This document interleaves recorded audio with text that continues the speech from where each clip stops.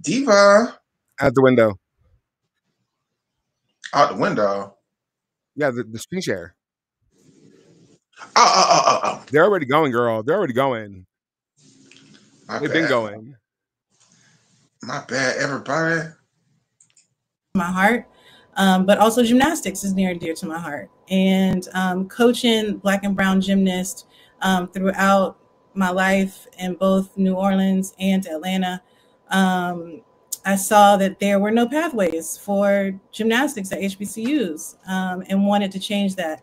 And so we would do small things like our recitals. We would wear HBCU colors just to show the girls that this is a place that you can go to. But with all of that, there was still no actual HBCU that they could go to and do gymnastics. So when we had the opportunity to start Brown Girls Do Gymnastics, we made that a major point to incorporate HBCU into the gymnastics space. We started the Brown Girls Do Gymnastics annual conference.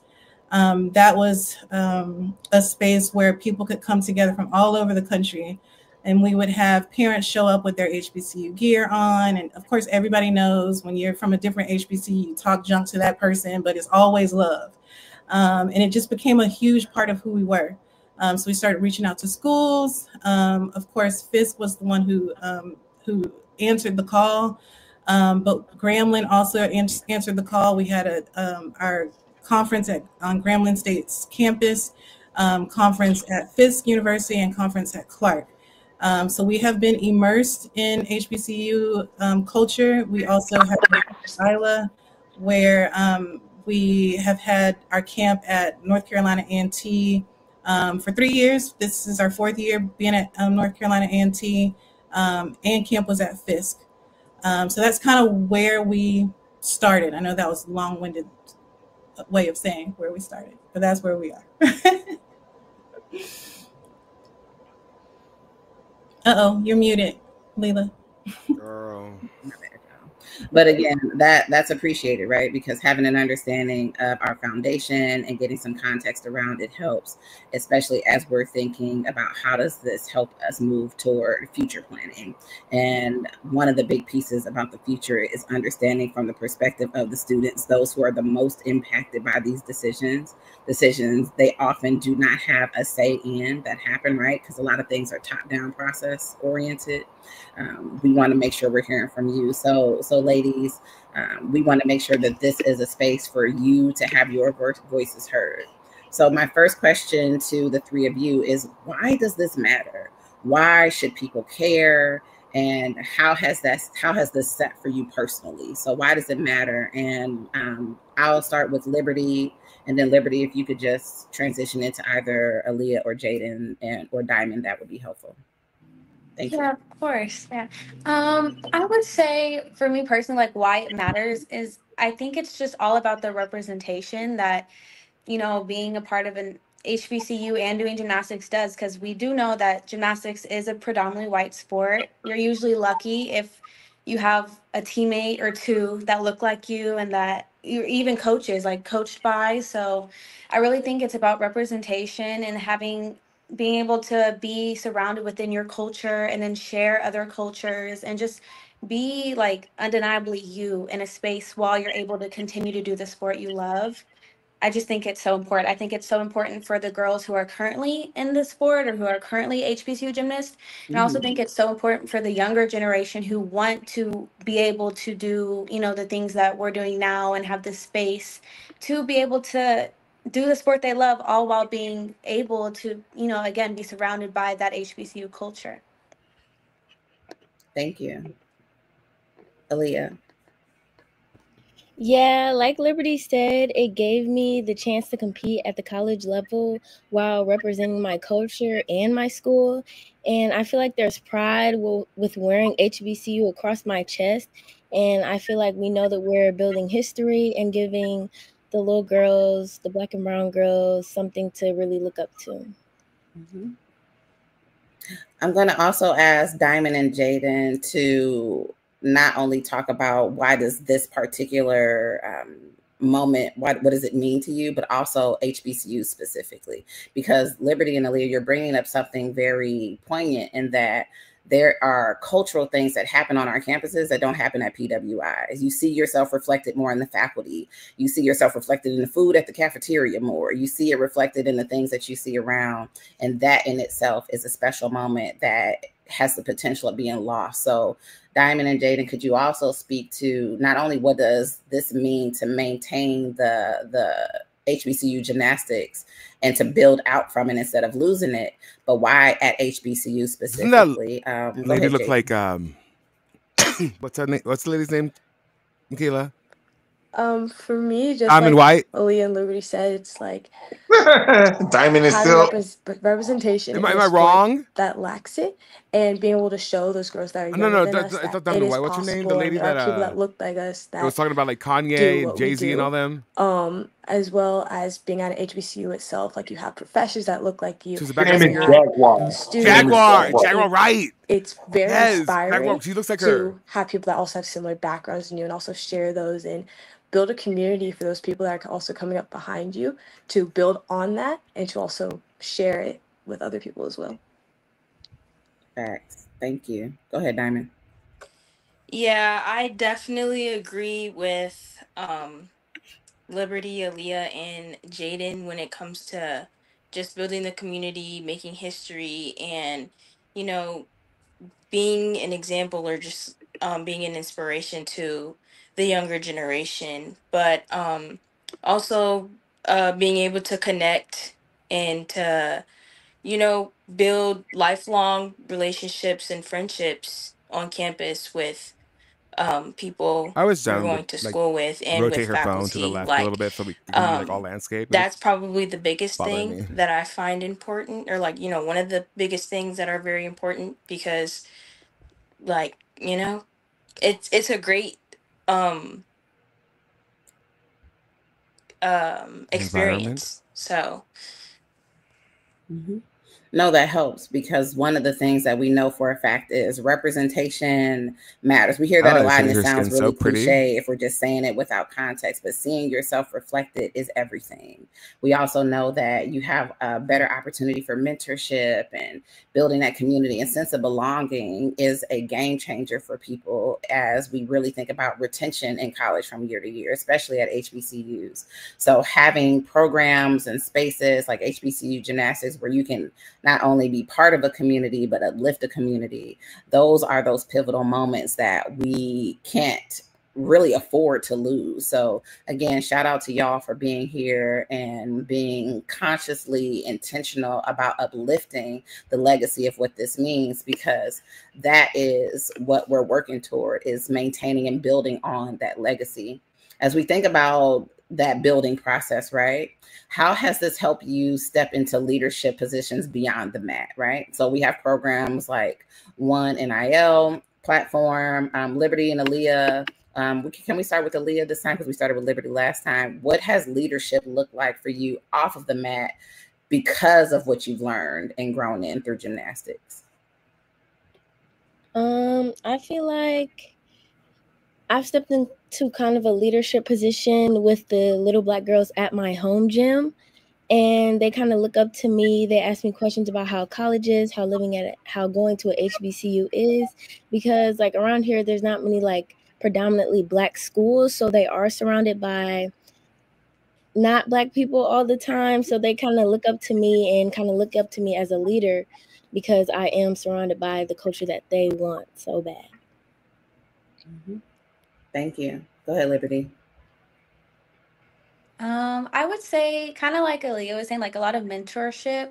I've given just being able to bring a new perspective in these young athletes is honestly just like so life changing for me and then for them as well, because they in their heads, a lot of coaches don't think, HBCU gymnastics is an option for them. That's not their, oh, go contact this coach or reach out to this coach. It's always, the other maybe bigger, more well-known university. So I think coming from, an HBCU that has gymnastics, it brings new perspective and opportunity to the young girls, and just an idea that, you know, at least speaking on HBCUs alone, like this is where you find your family. This is a safe and respected space that you can grow and just, you know, grow into yourself, you know, like just build that family. So I really think it's so important to be able to now communicate with other athletes, you know, brown and black athletes, that this is an option for you. And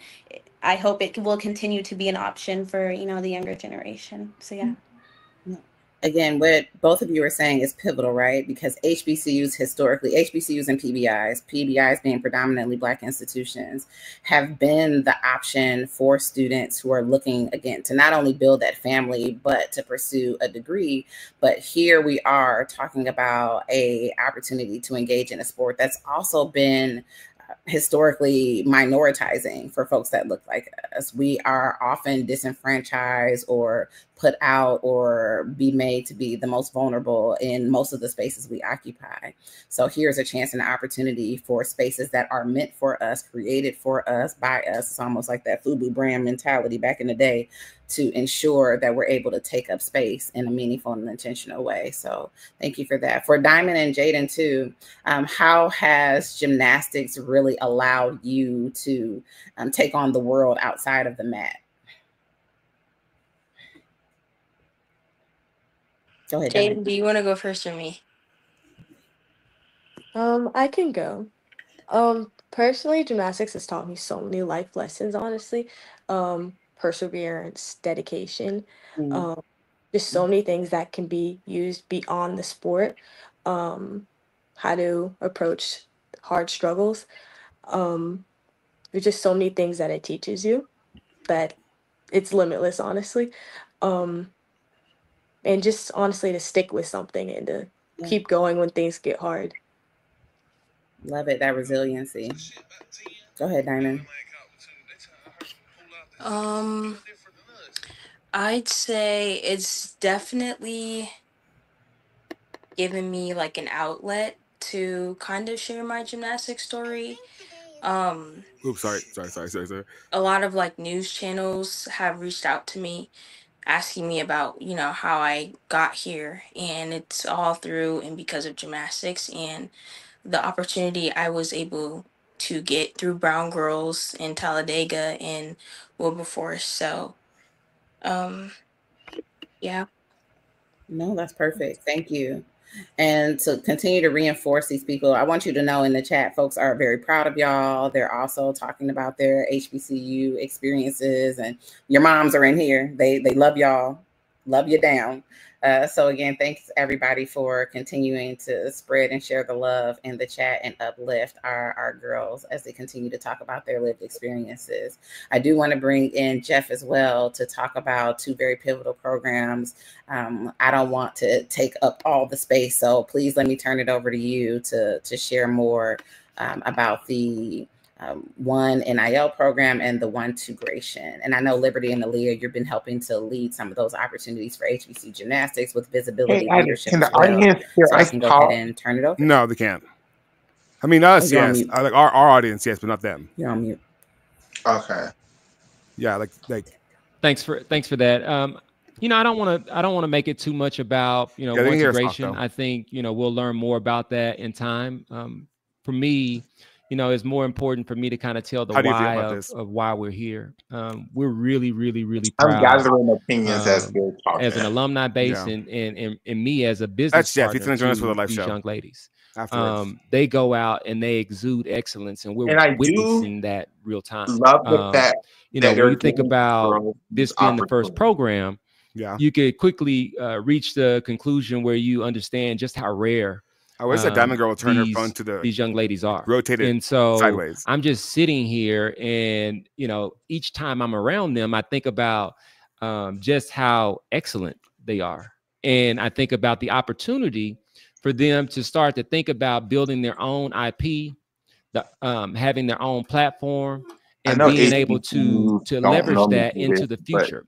And so if we look at what goes on at larger institutions, I mean, there is an opportunity that is found with representing and bringing resources and placing them around They need to let the how you doing take over in this this. particular case. We I have know it's too. I think rigid. It doesn't feel like show and support. We have one of the rarest. Like this doesn't make me excited. excited. An HBCU gymnast, and on the highest of stages, they perform. And that was part of planning this. They succeed, and so but you know. But like I said, like I told Darren, like I'm going to defer to you. Whatever you want to do, we can do. And so we feel that with our NIL program, which we've already. And I just am trying to make it more than abundantly clear that I'm here on board from their own perspective, their own podcast. I'm not here to tear down the HBCU. Offering them I'm not here to spread rumors about it. I really want to help save these programs. I just want to make that abundantly clear. Partner with them.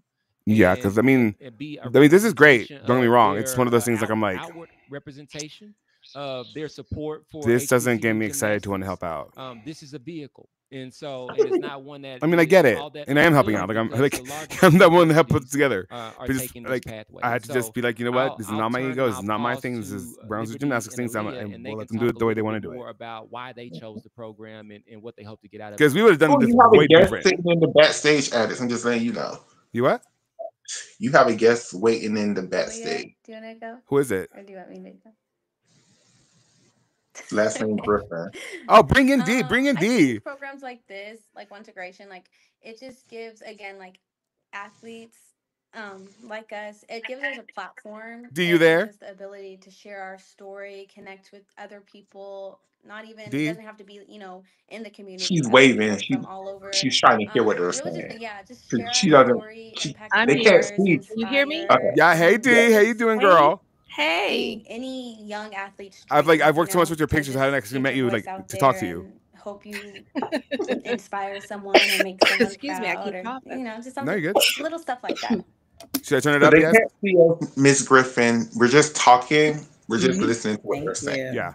Okay. You're gonna have an after show after they're done. Just to uplift. Okay, yeah. A note in the chat at an HBCU, you're home. Plain and simple. So I'm going back home, guys. I'm going back to where you come from. Your coaches get you. Your teammates get you. Yeah, love it. All right. I know we want to again celebrate and applaud these phenomenal young women that are here. So shout out to y'all and thank you again for your voice. For sharing your stories and for really elevating for us why this has so much value and so much importance.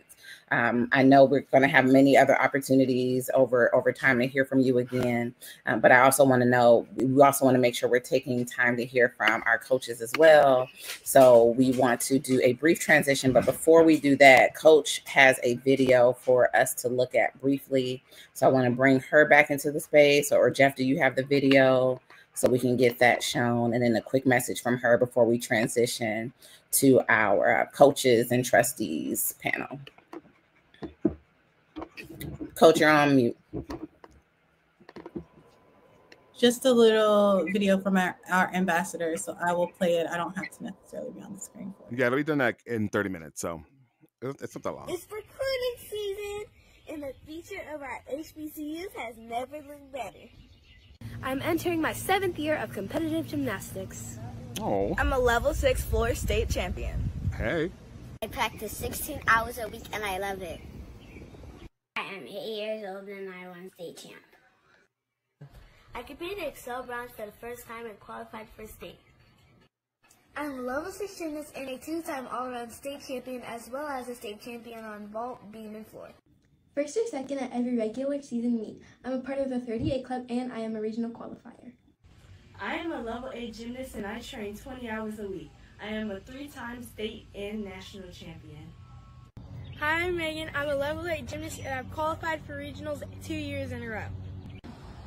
At a very successful season, I took the last day and I'm looking forward to level 5. I'm an optional gymnast and a 2-time regional qualifier.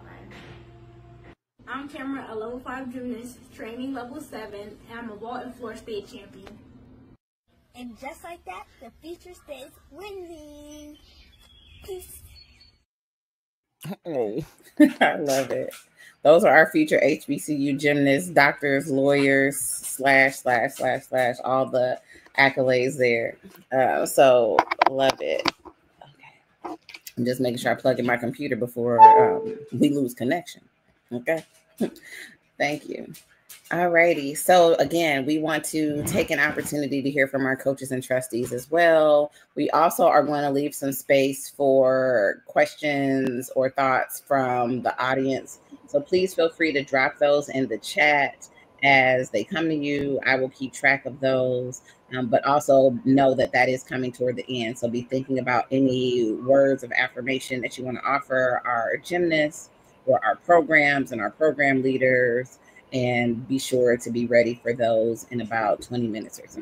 All righty. Well, hey, y'all.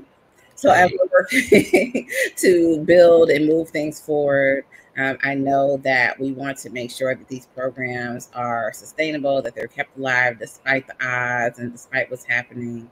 So I want to ask you directly, Tori, why do we need to persist and ensure the programs are maintained despite what's happening around us right now?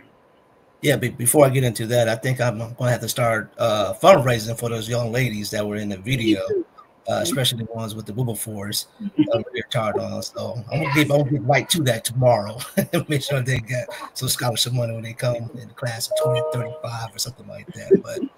But I think the big picture, the reason why it's important is that the programs like Brown Girls Do Gymnastics, and having a gymnastic program at my alma mater, just bring a lot of visibility, a lot of media attention, just from an alumni standpoint.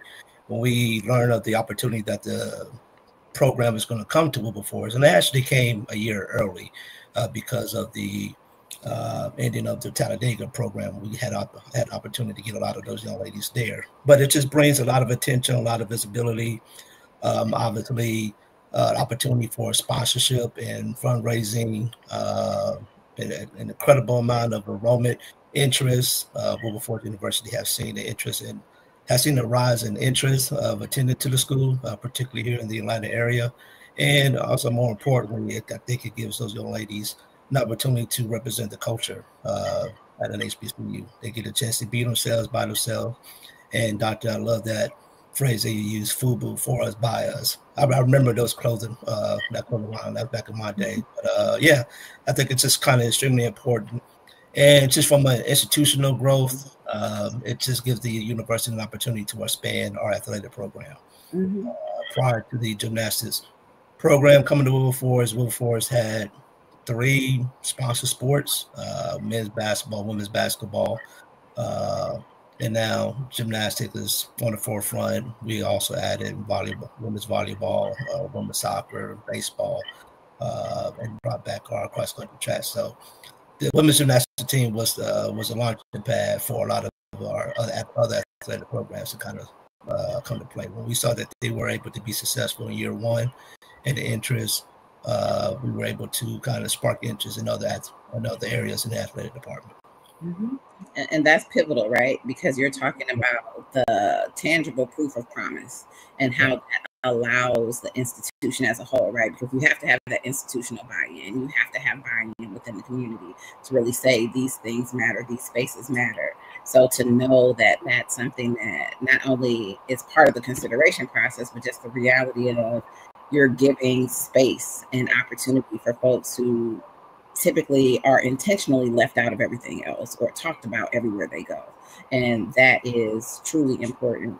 Mr. Williams, I want to hear from you as well.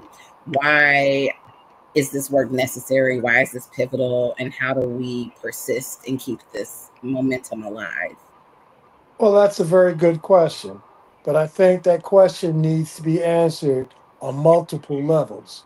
Right now, we are dealing with things on the team level, which is somewhat emotional to a lot of HBCUs and their constituents. I think that we, as a trustee of an institution, especially at Fisk, I think it's important that we need to share the programmatic values of gymnastics to the other members of our conference. For example, in the conference that Fisk is in, none of the other teams have gymnastics programs, which means that other than Wilberforce, that we can't compete against each other in logical ways to focus and share our gymnasts with the world. You know, we're not in the MEAC, we're not in the CIAA.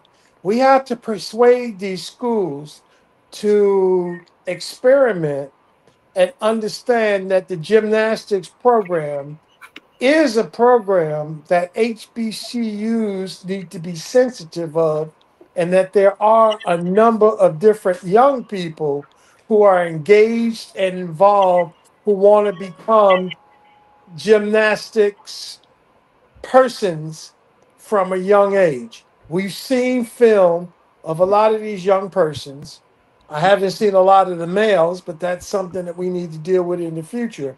But we need to have the buy-in from these institutions to allow us to make sure that there's sustainability within our programs, that we can have commonalities, and that is, what do we need to do in order to have a sustainable gymnastics program at any institution?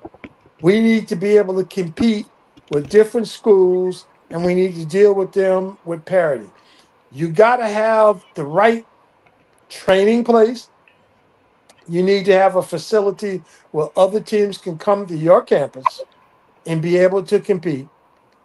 And those things take dollars. So I think in the long run, we have to find higher members of the university community, sponsors, as well as thinkers who are on our boards, who could come in and say, gymnastics is an important part of our culture, and we need to embrace it and embrace it now.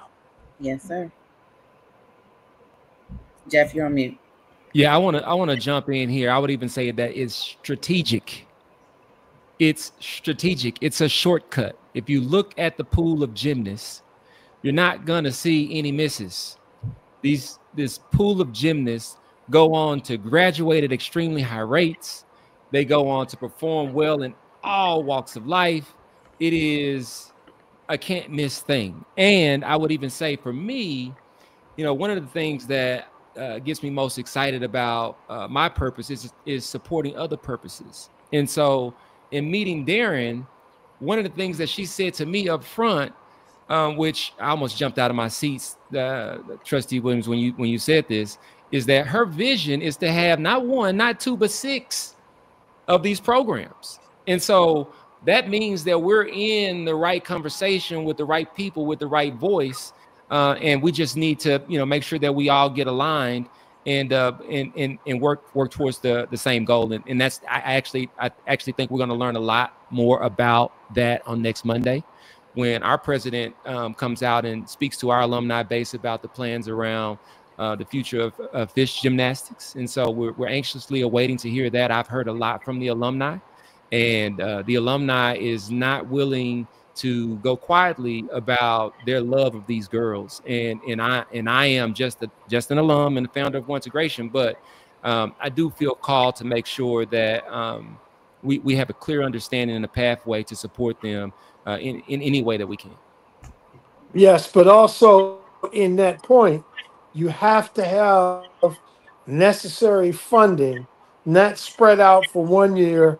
You need funding, a commitment from these institutions to know exactly how much money is necessary in order to support a program financially, so that we'll be able to put those things in our budgets that we can have there, that we don't have to worry about teams trying to do lower end fundraising. We can have money there, because I am sure that as a black man myself, I definitely will want my child to be part of a gymnastics program. And I would definitely like to see gymnastics program in the Washington DMV area, and also in Tennessee, and in also at other HBCU cities where our colleges are. And maybe if we didn't have the MEAC, SIAC, CIAA, or other conferences, we could have harmonious working relationships between these institutions that they will allow our athletes to compete at the higher kind of levels, whereas the SEC, the ACC, or the Pac-10 can understand that we're not playing. We're putting athletes to deal competitively with them and putting them on notice that we are here and we have the athletes that have sustainability who can and will perform at the highest levels that are possible. Well, I'm gonna jump in real quick, and I'm gonna say I think they noticed because shout out Morgan Price, she made us proud.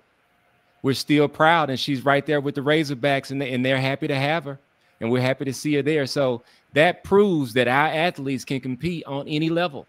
And so we're on board. We're saying the same thing. And Darren is going to get to a point, whether in today's conversation or next week or the week after, because this is going to be something we continue to do, where she's going to lay out the plan for the 6 and the plan to fund them. And so this is not a, hey, please, can you just do this and you guys raise the money? We're working to support Darren in actually being a part of that strategy to fund the program, and more to come on that later. Well, I think that that's a fantastic opportunity that Darren is doing. I would say to Darren, get as many supportive persons from the higher levels of the institutions, all of them, who can come and support you. And we have to take and elevate our discussions about how we're going to make gymnastics work on a low level and as well as a high level. And we have to provide them with facts, like how much does a gymnastics team cost an institution? What is the travel requirements involved? What type of equipment do we need on these campuses in order for these kinds of things to take place? So all I'm suggesting is we have to do a higher level thinking. You're talking about $5 million, as well as a lower level thought in terms of, because we know that there's a market and that just puts out there for working with gymnastics on a different level.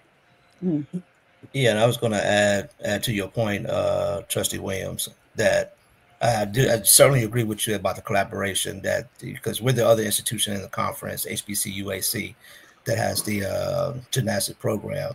And it is important that the conference that consists of Fisk University, Talladega, ourselves, Dillard, and many others adopt or become a sponsor sport for gymnastics. But I also think what would be critical is that we have to, as an institution and leadership and alumni and such, that we have to also understand, like, where are these young ladies at? Just in the past year, for what I've learned about where these young Black gymnasts come from, it's not necessarily just gymnastics. They come from tumbling. They come from other organizations. They come from cheerleading. You know what I mean? They come from a lot of different areas. And I think if we have that level of education, that that these young ladies are coming from different parts of gyms and different parts of the sport there, that will also help increase the visibility of the sport. And I really like this Mr. Samuel Williams guy. At least our collective HBCUs He knows what. I really like this Mr. Samuel Williams guy because he knows exactly what the fuck he's talking about. Yeah. I mean, just like our gymnasts, if I had a mic, I would drop it, because what more can we say after that? Because again, we're not just hearing about institutional support, community support, sustainability, and metrics and numbers and data points. We're hearing about the realities of how this is a life-altering opportunity that we have to invest in, because investing in our girls, investing in our gymnasts, investing in our young women is an investment in all of our futures. It's an investment in, again, that promise that has been made true, that's been afforded to us through these spaces, through HBCUs. And again, I don't want to also miss any ideas, thoughts, or questions coming from our chat as well. We are approaching the time for us to hear from you all. I do have some amazing comments I also want to elevate if we could bring everybody back. And while that's happening, Black gymnasts are an untapped and unknown talent pool. They have been historically overlooked and underestimated. Collectively and properly supported, they are a force to be reckoned with. Black gymnasts are dominating the NCAA, and PWIs are profiting off of the back of our Black gymnasts, same as every other NCAA sport. So we have to create a space for them to thrive and show out. Another one I saw, these babies are the why, they are the big picture. So again, the love and the support and the care is there. All right. So again, if you have questions for those of you who are joining us live, either via Facebook or YouTube, whichever platform you have found us on, please feel free to drop any questions you have in the chat now. And as we're doing so, we also just want to really supported the Wilberforce Booster Club. They've raised over $40,000 in just 1 month, which is part of the larger blueprint of HBCU gymnastics. So the momentum is real. It needs additional fuel. It needs your support. It needs your care. It needs your investment. And it needs your good works and your good deeds. It needs to be shown up and shown out for. So again, this is how it happens, right? You support the Brown Girls Annual Conference, HBCU Gymnastics Classic, the championships, and any other ongoing works. There's also a donation link that we can get dropped into the chat for everybody as well. But again, when we're talking about how does this happen, this is the part for community support, right? This is where you write your letters, you show up to the town halls, you show up to the meetings, and you make it very clear that this is a necessity in these spaces, not an option. All right. So as a Black gymnast who is a high school graduate in 2027, I'm willing to do whatever it takes. Okay, go ahead now. All right. So I'm not seeing any questions so far, but does anyone have any thoughts that they're sitting with from our panelists? They heard something that they really want to just make sure that they leave us with a lasting piece of knowledge or information. So if anyone here has anything to offer, the floor. Go ahead. I don't think we've heard from Naima at all. Naima. Hi, everyone. I am so sorry. For some reason, I could not get in because the link, I don't know. Link doesn't work. But if you don't know me, I am Naima Muhammad. I recently graduated from Fisk University with a BA in English and Film Studies. I was a part of the inaugural Fisk Gymnastics team all the way back when it first started and have been with the team for the past 3 years. And I have been working extremely hard trying to spread awareness and also let people know that we don't agree with the decision that Fisk has made in dismantling or discontinuing the team after this next season. I think especially for the girls that were there from the very first year, they deserve way, way more than just one more year. They deserve to watch their legacy carry out for many, many more years, and to see the blood, sweat, and tears that they have put into this team. It's heartbreaking to see it try to go anywhere. And I also know that it means a lot to them. It means a lot to alumni. So many Fisk alumni have been reaching out, wanting to help with donations, wanting to help find a way to talk to the board, talk to the president, talk to whoever they need to talk to in order to get it fixed. I have been reaching out to a lot of people in ESPN, Anscape, Inside Gymnastics, just like any gymnastic sports people that are willing to help and talk to. They are more than willing to help out. And I just she sent me one message, and I messaged her. I'm scared of Fisk going away and then Wilberforce being next, and then everyone just not wanting to continue HBCU gymnastics. So in order to continue to help Wilberforce to succeed, in order to help try to keep Fisk where it is and to further other programs, like, we need people to understand that this is doing damage, not just to us currently, but also the future generations of gymnasts. And yeah, that's really all I have to say. May I add a comment to what you're saying?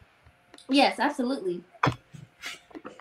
I would say this, as a member of the board of your trustees at Fisk, I don't think we want anything good to leave our institution. I think what we have to look at, how we as people are going to make it work. By the mere fact that the president indicated that she would continue the program for at least a year is a positive sign. If we come up and we raise some money, I don't think that they're going to let that program go. And I would be the first one to vote for continuality of a program such as gymnastics at our institution because we all love you all, what you have done, and where you have placed yourselves in the hearts, minds, and souls of young Black women to grow in the game of life. That's the whole thing. Remember, we are growing in the game of life. And that's a coined term that I took from my nephew, who's an NBA player, growing in the game. And that's what we have to learn how to live with. We have to learn how to deal with the ups, the downs, the rounds, and the rounds. But if we, and I'll say this, if we make a commitment to make gymnastics want to stay at Fisk University, let's go out there and raise that money and it'll be around. And I assure you that this vote will move in that favor of that recommendation. Thank you, Trustee Williams. Go ahead, Liberty. And also we do have 3 questions in the chat too. I want to make sure that we get to. So after Liberty, I want to go ahead and hop into those. Go ahead. Okay, thank you. And I just wanted to add, I know like obviously for sure fundraising, that's an amazing thing and something that, you know, is a vital part of this, but also maybe some insight for the people who don't quite understand gymnastics or maybe college gymnastics. There are so many programs that share their training facility with the basketball team or with this, like they're in a, you know, training environment where they do share equipment, they do this, and their programs still work. So it's like, it's not even that we need a huge facility, we need this, we need that. Obviously it would be great, it'd be nice, but it's not a necessity for this program to flourish because other programs are flourishing and they don't have those things. And then also the fact that, you know, our freshman year, every single place we went to, they had the most people watching at their meets. We bring so many, like, so then that kind of makes me like, I mean, from our understanding, scheduling has never been quite, you know, an issue. But obviously, you know, I'm just the student athlete, but I mean, I just wanted to make it known that like we don't need like this huge. Again, it'd be nice, obviously, but we don't need all these huge things. We do need funding. We do need, you know, stuff like that. We do fundraise as a team and we do a great job at that. But you know, we're working, and that's the scary part, at least for me, how Naima was saying, like for other programs, if you take away a program that's working, I would think it would make it a little bit more hesitant for the other programs. Oh, should we start it? You know what I mean? Because then I don't want how Naima was saying, like the idea of HBCU gymnastics to kind of like, you know, dwindle down because, you know, we're working, we're here, we're beating teams, we're qualifying to nationals, we're becoming All-Americans, we're on the, at least scale-wise, gymnastics, we're raising, like, we're working. So it's like you're in the national media. Exactly. Yeah, a big part what you're talking about, Liberty, is just the business and the operations of a university, of an institution, right? So the way that a university kind of generate revenues, obviously, I think everybody knows enrollment and recruitment of students. And one of the best ways to increase enrollment is through athletics, right? That's a primary reason why a lot of these athletic programs has been created, has been started, and kind of going through that particular process. Now, once that process has been established, then the onus is on the university also in partnership with the athletic department to see how can that particular university go out and recruit young ladies in different parts of the country through the conference and different things of that nature. And the university just has to be responsible and set aside a budget for it. As an alum that has privy to some of the athletic finances that kind of gets distributed or kind of dispersed out there, it is pretty costly, but the primary expenses are like your travel and the food and lodging that kind of takes place there. But I think to kind of tie in and wrap up your thought and your concern or even your question is, we just need an education on what it takes to maintain a gymnastics program. For example, to properly fund a basketball program at an institution of our size, like Fisk and Wilberforce University, is probably around $175,000 to $225,000 a year. To properly fund a athletic department of the institution of our size is probably anywhere between, and Trustee Williams probably seen the expenses report too, is probably anywhere between $3 million to $5 million a year. You know what I mean? So then that's just with travel and lodging and scholarships and different things of that nature. So each sport and each program at each university just going to have to think of ways to create some type of revenue stream, whether it's through NIL or whether it's through sponsorship, fundraising, and different things like that. But I think all that could be resolved if there's just slight more education and visibility coming from the gymnastics program. And you ladies are doing an amazing, incredible job just kind of putting the word out there. I know that I think the conference or something's going to be here in Atlanta in July, and we're just kind of static and can't wait for that to happen. So, and here, you're saying the right thing. That actually aligns with some of the questions, right? People want to know practically how much does it cost to sustain a gymnastics program at one of our HBCUs? If the gymnastics equipment and gym space is too costly, how do we rent out spaces at other neighboring universities as we're working towards startup? So they're really wanting to know some of those practical questions, even to the point of how do we create our own booster clubs and model that level of support that we saw? So it helps that we're hearing some of those numbers, some of those tangible reasons that institutions may look for when they're making those decisions. But we're also honoring that lived fear and reality that you mentioned too, Liberty, right? Is that there's this concern about, do we take the risk if the potential is for it to dissolve? Because we've seen it happen in these successful spaces and places too. So just really working to make some cross alignment so that our audience also sees and hears how their questions and concerns are being elevated, but you're speaking directly to it. I don't know if Coach, anyone else wants to speak to some of the things in the chat about starting these booster clubs. How do we build conscious collaborations within the community to ensure these programs are sustainable, and just really working to ensure that our gymnasts have what they need in order to be successful and thrive? Yeah, I think Wilberforce has a great model as far as their booster club. They are nonprofit, and we have worked together.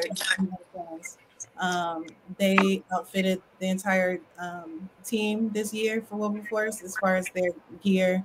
Even leotards came from the booster club. So they have a really good model. I think one of the things that we have wanted to do with the HBCUs is to create this blueprint so other people don't have to like start from scratch. You just learn from the other person. This is why we have this alliance, HBCU Gymnastics Alliance.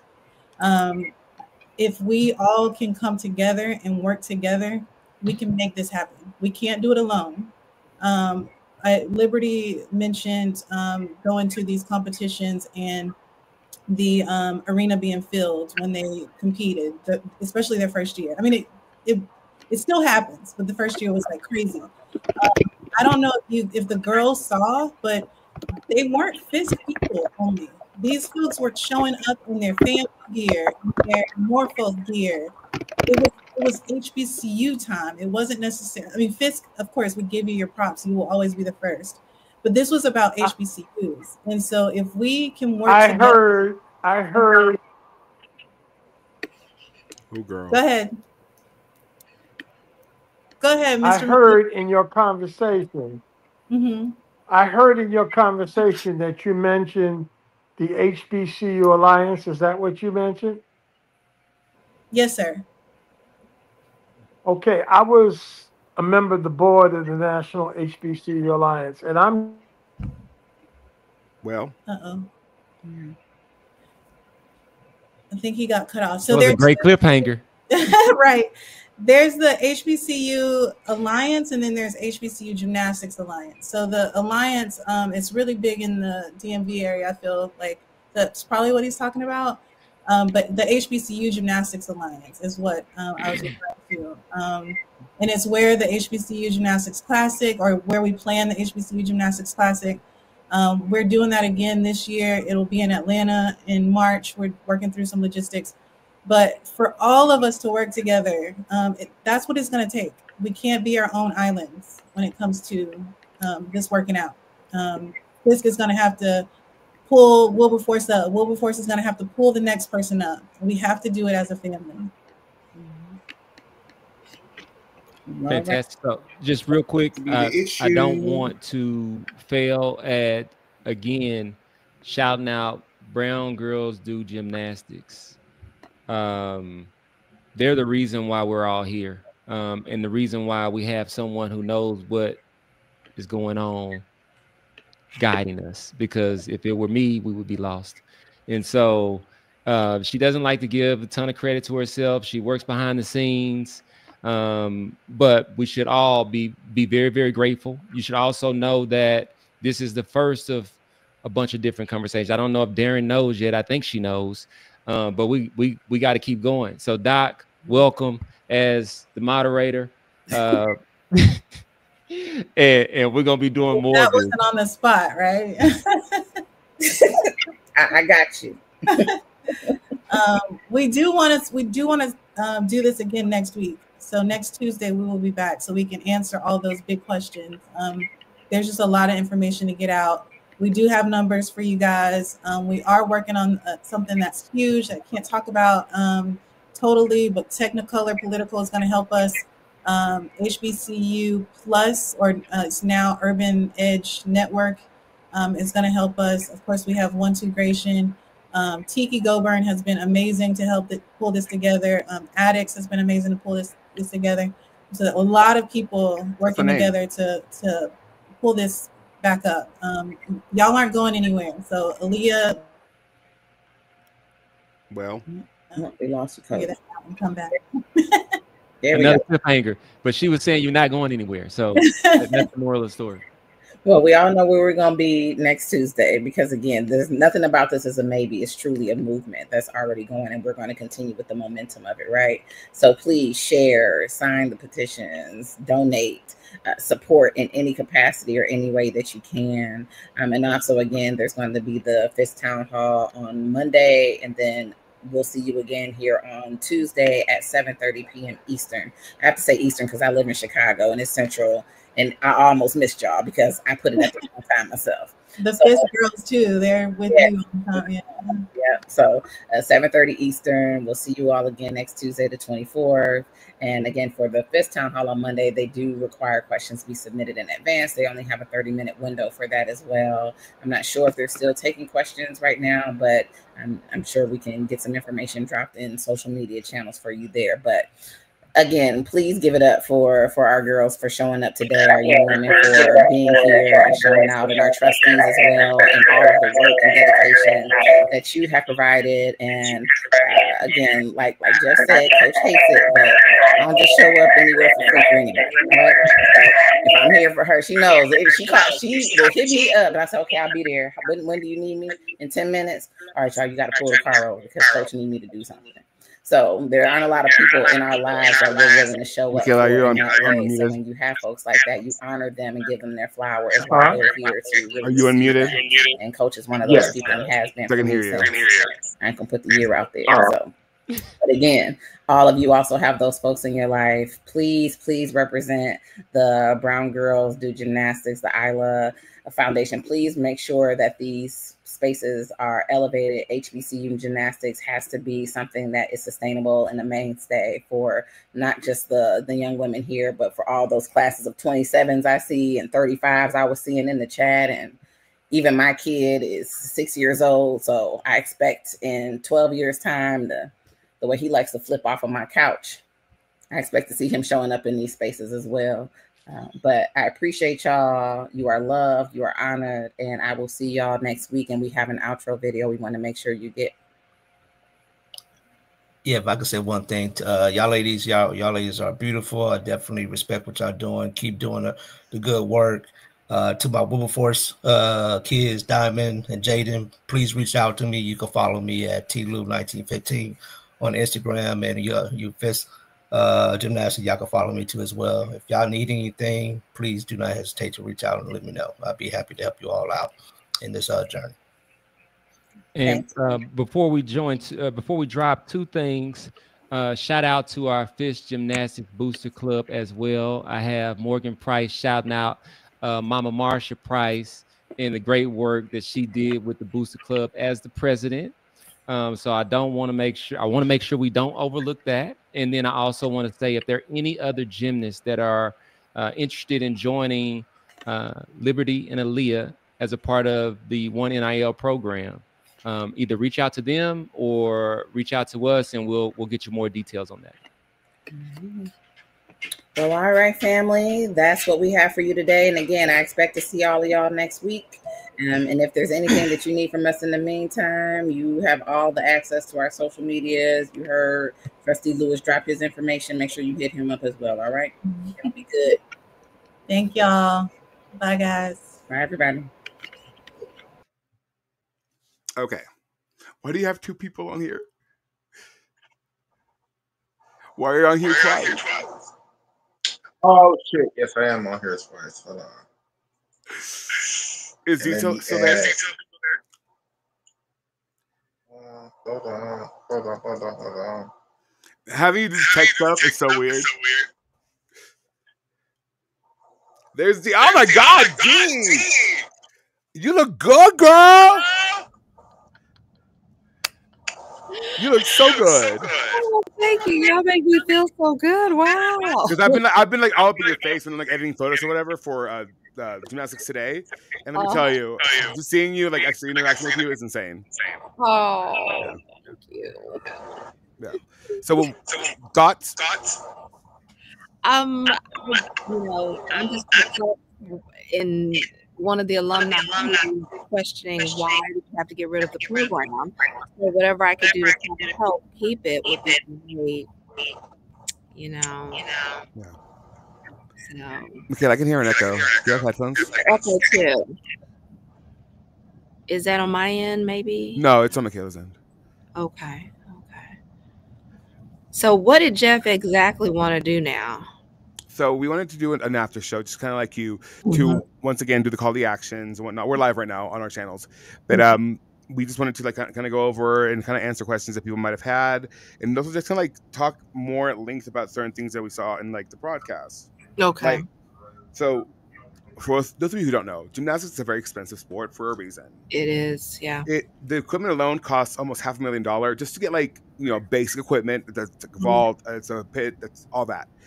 But and these institutions need to understand that the way that these programs are subsidized are by the other sports that also contribute to this entire budget, and that's just a facility. So then you have leotards. You're buying 22 to 25 leotards, sometimes 30 of leotards that have so much bedazzling on it and then Swarovski crystals that end up being about $1,000 each. Plus insurance plans. Yeah, the university can cover. This is Dee Griffin. She is an anchor, right? Yep. Anchor in the Atlanta area. Augusta area. Yeah. And she world renowned. It's Dee Griffin. Oh, well, thank you. Please. An icon, a legend. She's the host of Gymnastics Today and The Pivot with Dee, as well as are we still doing Black Gymnasts or no? That's a good question. That's a Jeff question. And yeah, she's incredible. I have had the privilege of working behind the scenes on all that stuff, and so it's been I just love hearing her speak. Oh, well, thank you. You do Yeah. such a great job. Oh my Thank stars. you. I look at Thank your you. work and I'm like, oh, wow. You Well, hear that? Someone hire me, yes, NBC. yes, yes. I'll come with you. Right. Next to me, or next to my in the middle of us, is of course our queen, Michaela of Gymnastics, please, Michaela Soul.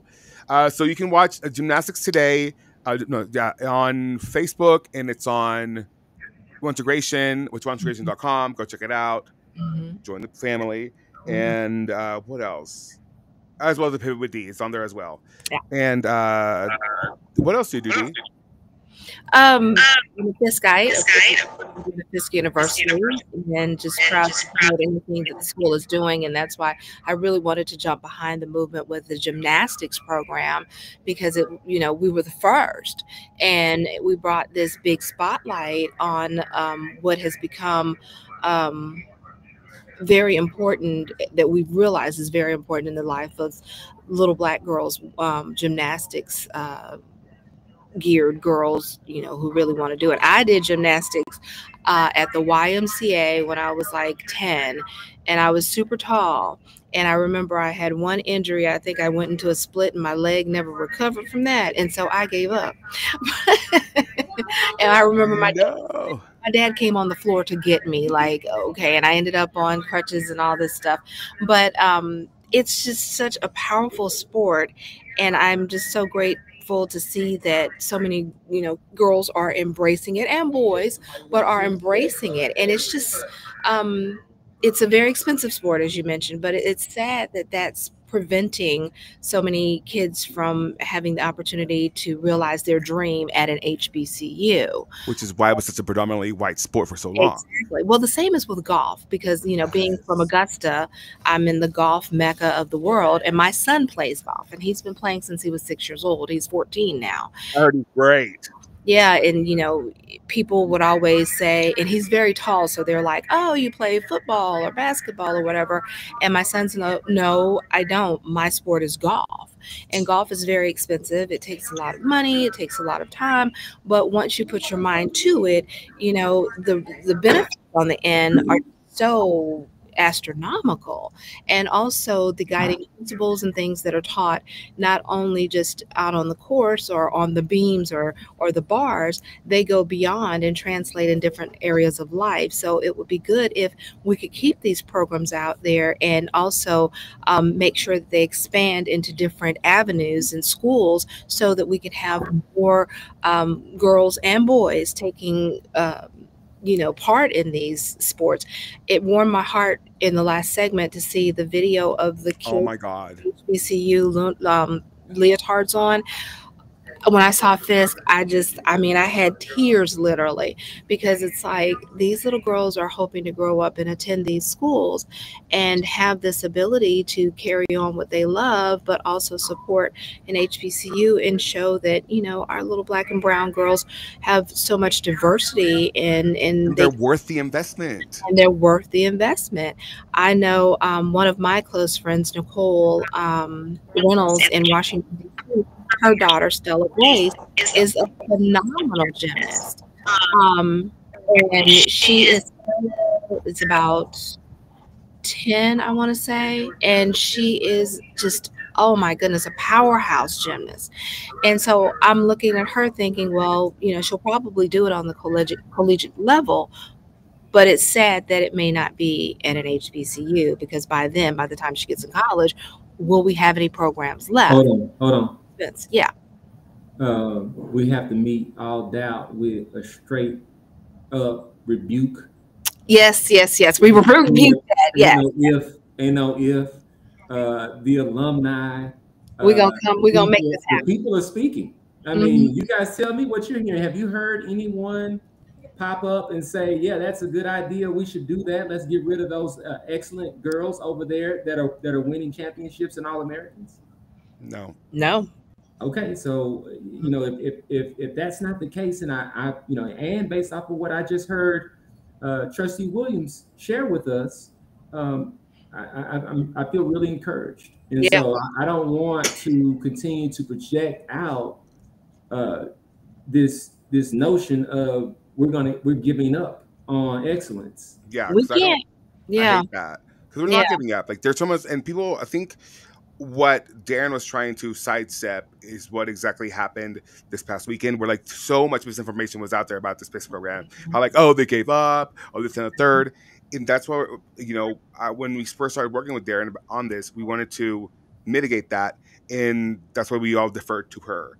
Like she made the plan, and that's what we're going to try forward, because that's how you are able to combat misinformation and work as a coalition. That's difficult to do. Well, what's been positive is the outpour of concern, not only from African Americans, but I have a coworker here, one of our executive producers, and she's not Black, but she was immediately astounded by the news when it came out. And she texted me, I was out of town. She was like, oh my God, we can't let this happen. And I was like, that is so good that, other people are seeing the need to keep the program around, and specifically at the first school, HBCU, where it was welcomed and celebrated. So that really was positive. I got a question to everybody. If y'all don't, just give me a second. I'm sorry if there's an echo. I tried to fix it. I hope it's fixed, but if it's not, I'm so sorry. Why do y'all think it was so much pushback from the alumni about the cost?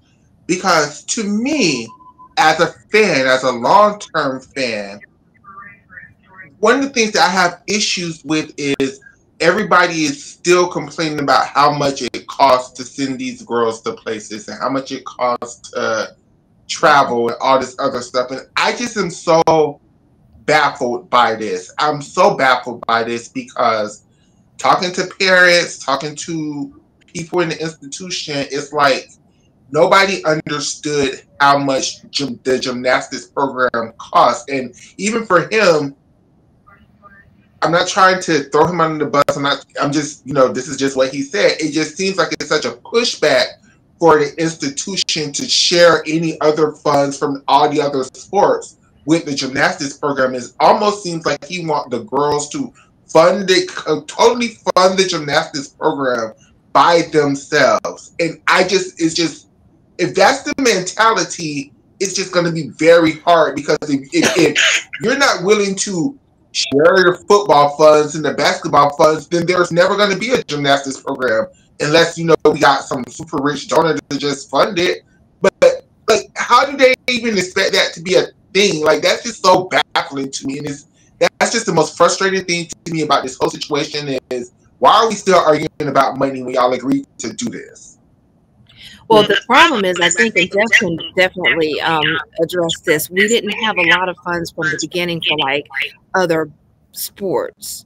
So, because we don't have football or whatnot. So we have basketball, men and women's basketball. So we don't have these robust funds for sports. But when we came out with gymnastics and we came out full-fledged, I don't know about the discussions around funding. Jeff, can you shed some light on that? What I'll say is the university has indicated that they want to see some funds raised. And if we're really thinking about the amount of media attention and the excellence that we see from these young ladies, I don't foresee that being an issue.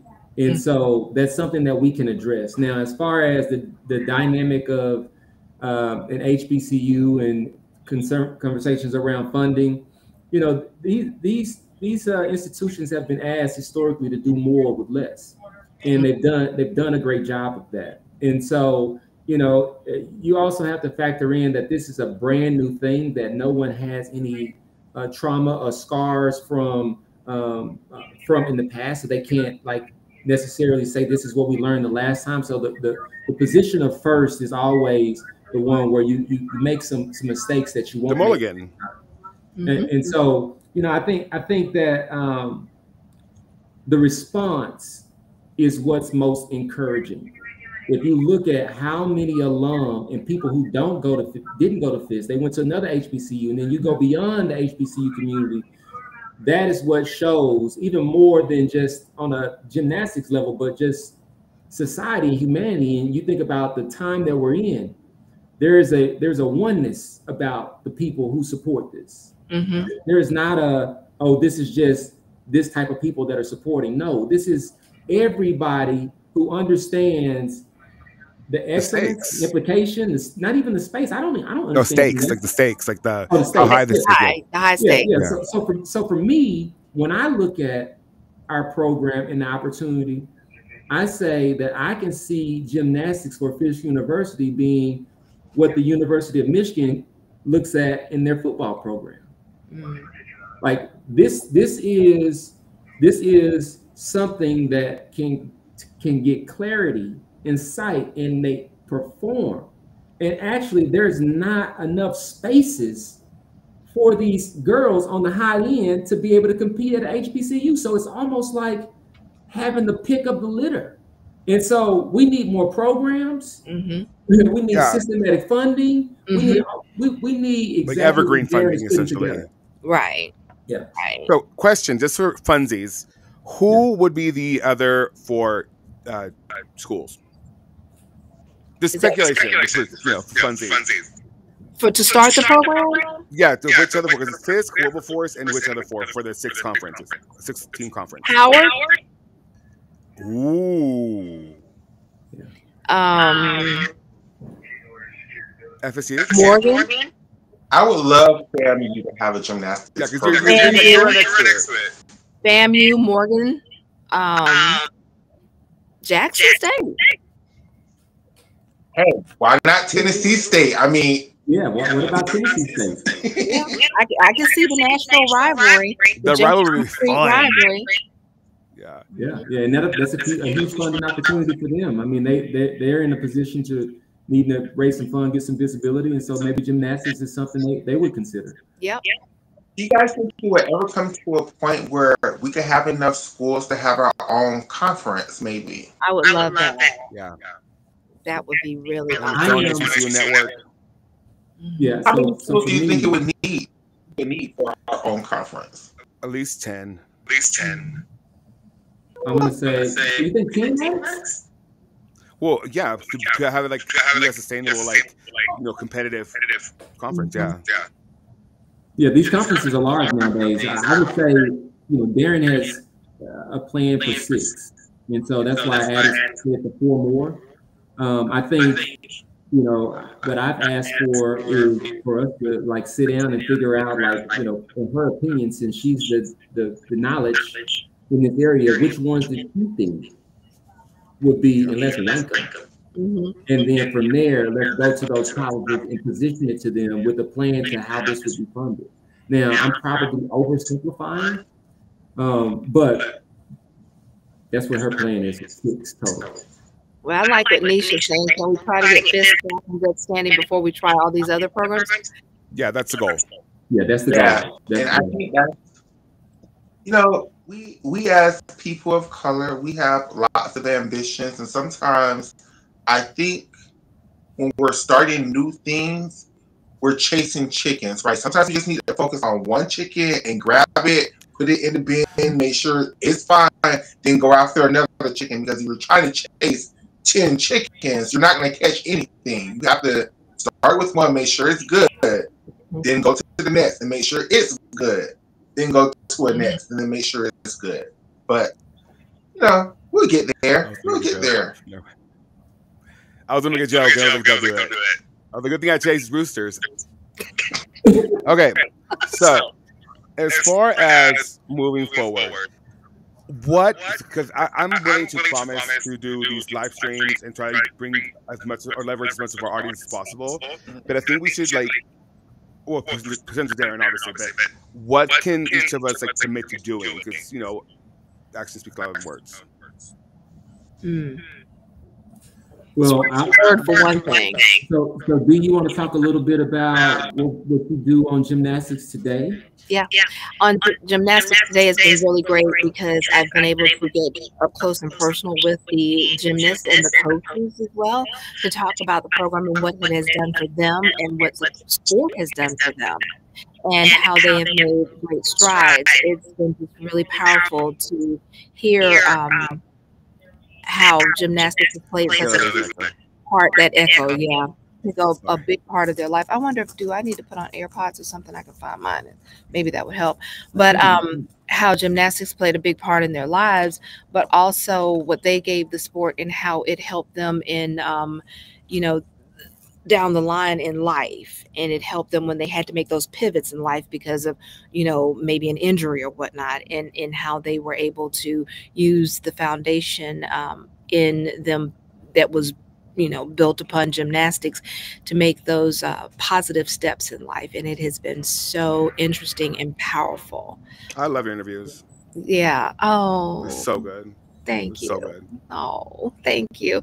And you know, it's just it's helped me because it's made me look inside myself and what I could do to further my life and career and the things that I need to make some little shifts or whatnot. But they've taught me a lot just talking with them. And so it's been really powerful. And the gymnasts are just really special young ladies. They're so special. Yeah. Jeff? Tech P? Tech P. You know, Tech P is what I consider like my creative avatar, if you will. And so, thank you. And so when I think about, Michaela, your question, like, what are we going to do? We're going to do whatever it takes. And so for me, I bring technology, platform, strategy, business tools, and, you know, really a media platform to make sure that there's a platform for them to be seen. Yeah. You know, one of the things, you know, for Gymnastics Today came, it's actually Gymnastics Today with Dee Griffin is the name of the show. It came about for that purpose. And so at One Integration, we have 18 different productions that all welcome these wonderful young ladies and the business partner community that supports them. And so our vision is to create the visibility around them, to create the sustainable infrastructure to do sponsorships and activations and things like that long term. And so we're fully committed to that. We've been in this space doing this for, I would say, the last 12 to 14 months. Liberty and Aaliyah are a part of our team. They have a production they named Unfiltered with Liberty and Aaliyah. Where just last homecoming, they were out on the yard interviewing alumni, business owners, and such. And so that's what we bring along with the behind the scenes support to just kind of connect the dots to make sure that everybody has the right resources at the right time. And gymnastics saves lives.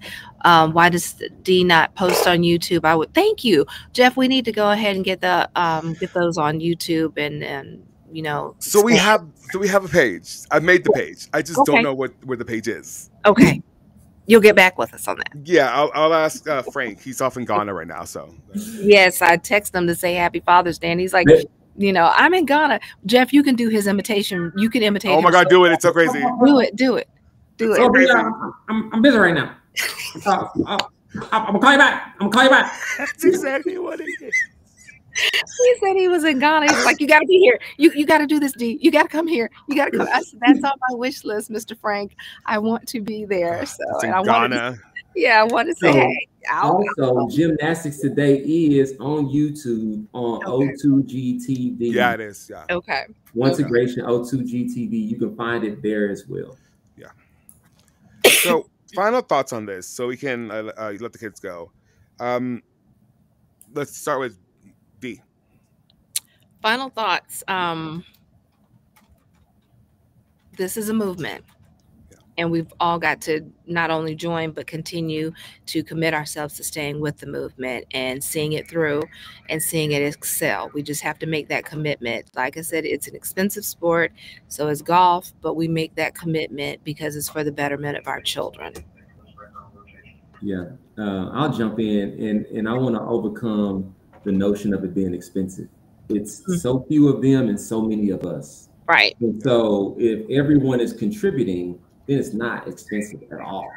And we have other funding issues and initiatives that align with supporting the gymnastics program because it creates other doors that open to be able to give in that case. And so windows, inside doors, and garage doors. It's just going to open up everything. And so what I want to leave everyone with is confidence. I want everyone to know that this potential change opens the door for us to come together and envision an even bigger, brighter future. And so that's where we're at. That's what we're intending for the outcome to be. We have strategies to go in that direction. And so for everyone out there, you can go to HBCUGymnasticsalliance.org. There you go. Good. There you go. And onetoRacing.com to go check out all our shows and platforms. Dee, where can they find you? Wintegration, we have everything under Wintegration there. And Jeff, we're going to do better about getting it out there, pushing it out, YouTube, all that good stuff. Yeah. Yeah. And the Pivot with Dee, because we like to talk with people about pivots in life and things that happen. Again, that's one of my favorite things, showing how people can take lemons and make lemonade. Life happens to everybody, but it's not about the fall, it's about the rise. So look for more of that. Awesome. Well, thank you so much for joining us. Michaela and I are going to do like a little We Love Gymnastics show after this, but you guys were incredible. Thank you so much for joining us, Dee. It's always a pleasure to see your face. Thank y'all. Good to see y'all. Thank you guys. Thanks for having us. Bye. Thanks for having us. Bye. Peace. Okay, bitch. Let's get to the dirty. How'd you feel about it? Okay. So it's one, two, Gratian. One, like the word one, the number two, and Gratian. Yeah. First of all, I want to thank everybody for joining us. This has been one of the biggest shows that me and Addis have done since we've come back together. Maybe even during the first go round. So I want to thank everybody. I know everybody is very excited. I'm choosing to move in this space with hope and optimism. I'm choosing to move into this space with positivity. I mean, I think as a fan base, we could save these programs. And I think this is like somebody said, I don't remember who said it, but somebody said this is the first. So of course it's going to be these first three programs that is it four? No, it's three programs. It was Talladega, Fisk, and Wilberforce, right? Grambling and Wilberforce. Grambling hasn't started yet, but or as an announced, whatever. But what I'm saying is that there has to be a learning curve, right? We have to give people an ability to have a learning curve. And what I wanted to say, since Addison called me to the stand, was as from the fans, we have to take it apart. Like, this is us. This is what we've been asking for. We've been asking for HBCUs. We want a HBCU conference, right? We can't let it fail. Like, we just can't be like, oh, so what? Oh, we heard. Tried. Oh, no, not even we tried. Oh, I read. Oh, I shared. No, like, we have to get and it's deeper than Fisk University. We have to get the Black community, and this is definitely going to the Black fans, to understand that we want gymnastics in these programs, right? And I think one of the overwhelming messages that I heard from what we saw was they want it, but they need to feel like you gotta make it attractive. Yeah, they feel like it's gonna bring dollars to the school, right? Yeah. They know it could bring views, attention to the TV screen, but that's not translating into dollars to the school, is what I'm hearing. So we need to make sure Fisk, Wilberforce, possibly Grambling, possibly whoever, we need to turn those views and that attention into money for the school, because for some of these schools, gymnastics can be football for them. For some of these schools, gymnastics can be basketball for them. Gymnastics can be, the school is so small, their primary program. We just have to look at it as that. And uplift them and get asses in their seats. Get asses in those seats, get tickets to be sold. Maybe instead of you know, one of the ideas I have, and we're gonna bring it to them, is maybe assets in the seats is the wrong way to look at gymnastics. Maybe you should sell. Maybe we should get them to start selling merch, and maybe we should get some of the revenue to come from merchandise. I think that would be a better way, not a better way, another way to gain revenue for the schools instead of just because it's still Fisk University. Who the fuck's going out to damn Tennessee just to see for some damn hour and a half long competition? You're in Nashville, it'll be fine. If you're in Nashville, yes, we got to get the culture in Nashville to change for them to like gymnastics. So what I'm saying is, until we get that to happen, we have to get the school to think outside the box of how to earn revenue. I think maybe dolls, maybe TikTok, maybe jackets, maybe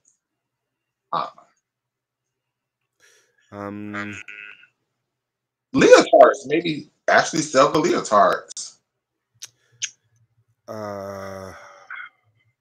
Yes, you can. It's on addison.co. Because I wasn't informed that I had to pay for my what's called hosting fee or domain fee, and I let it lapse, and so my .org got taken away. Even though I still have my email and I can use it, so it's addictsinc.co. Real ghetto, real nice, real demure. Yeah. Those bitches. But it's just other revenues. Intel gymnastics, because the issue is, right? We can't expect gymnastics to have. We can have the fan base, but seats, like you said, assets in the seats. It took even Alabama and Georgia a long time. And that's like being outside the market, handing out free tickets. Like, it took a long time for them to get to the point that we are at in 2025. We can't expect Fisk and Wilberforce, who's not even in the NCAA, to get asses in the season.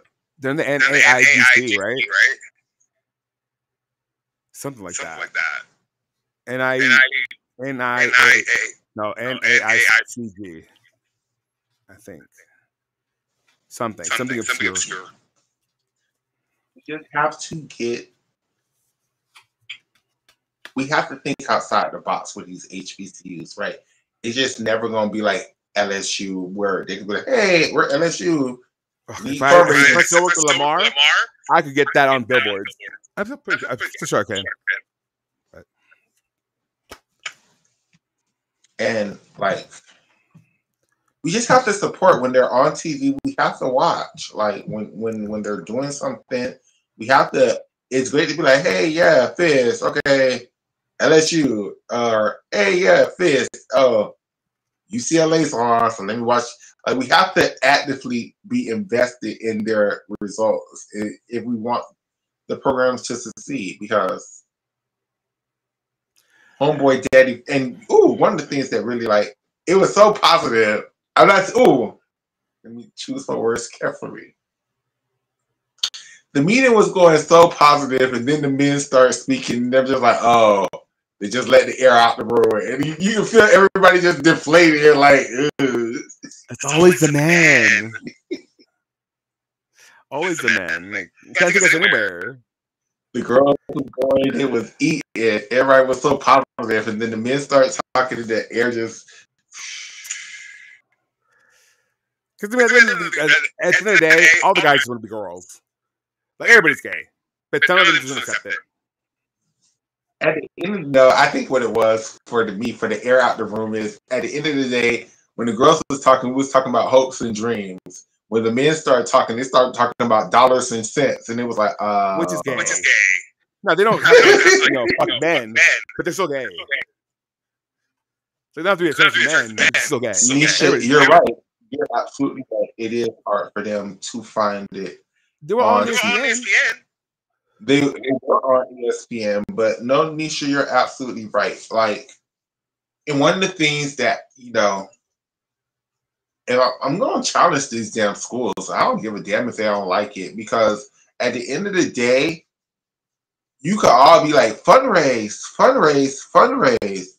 Well, look what happened to Wilberforce. Wilberforce absolutely fundraised, and then y'all was like, oh, we have all these funds. Gymnastics, yeah, no. And that's my fear, because that president was asking for. Let me not say anything. Don't want to say anything. I'm gonna. We'll wait for her address on Monday. How about that?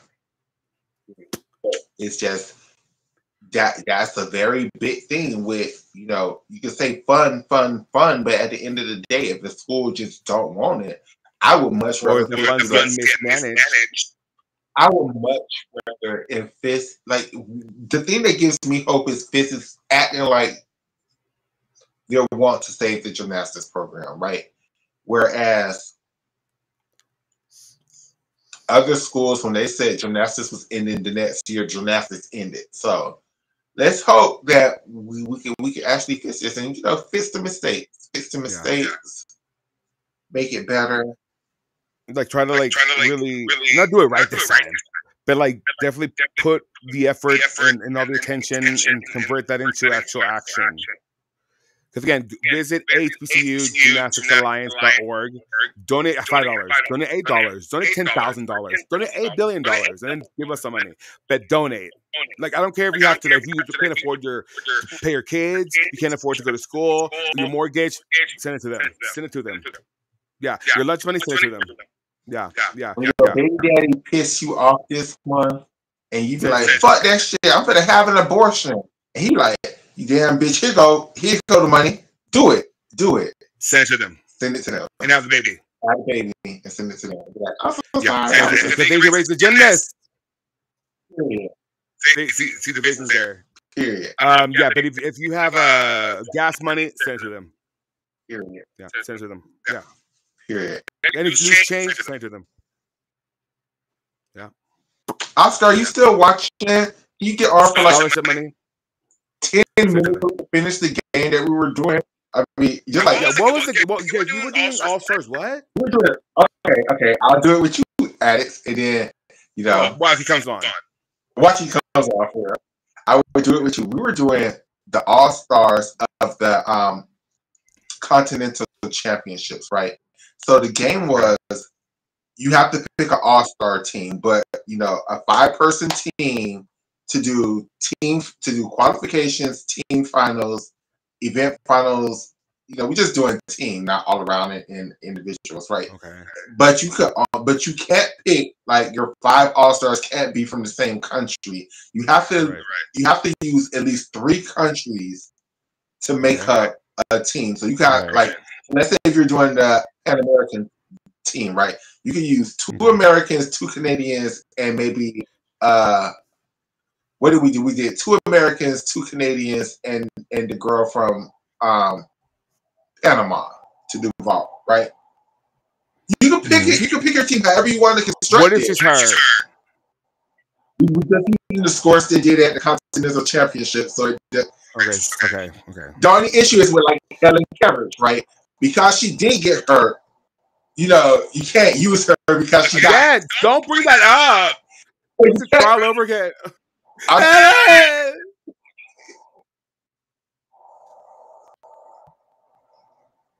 Oscar, get back on so we can finish the game, and I want to see it. And it's the exact same. Well, yeah, it's the exact same link that you just had, Oscar.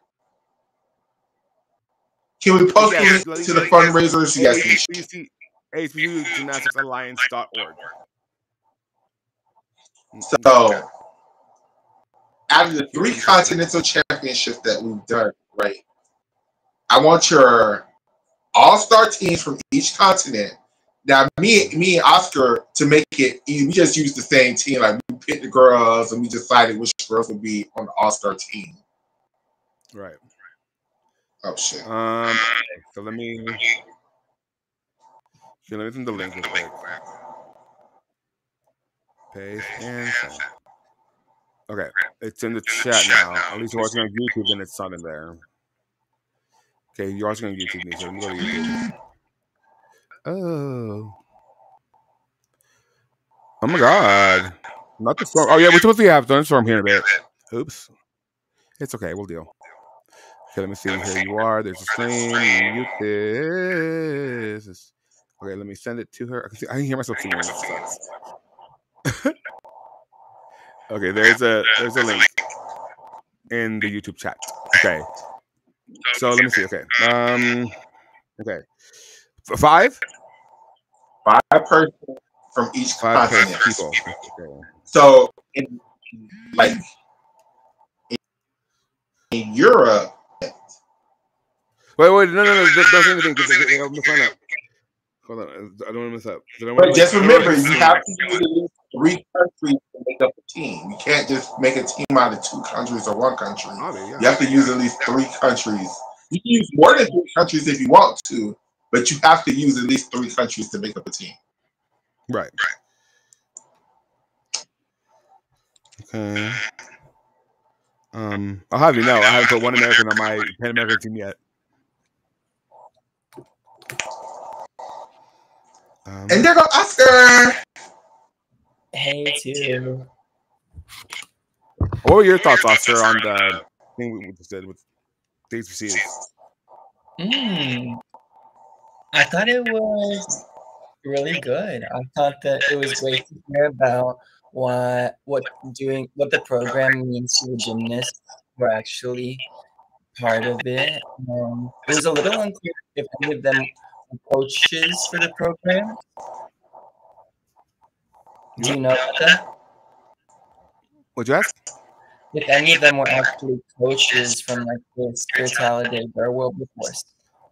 No. So the Fisk coach couldn't join us. He's on vacation. And the Wilberforce coach, don't think she could make it either. So who was the younger guy? Which younger guy? He was like the one who joined us afterwards, Jeff. What? The one who joined us afterwards? No, Jeff was good. That's not who I was talking about. Sorry. He was the president of the alumni board at Wilberforce. Okay.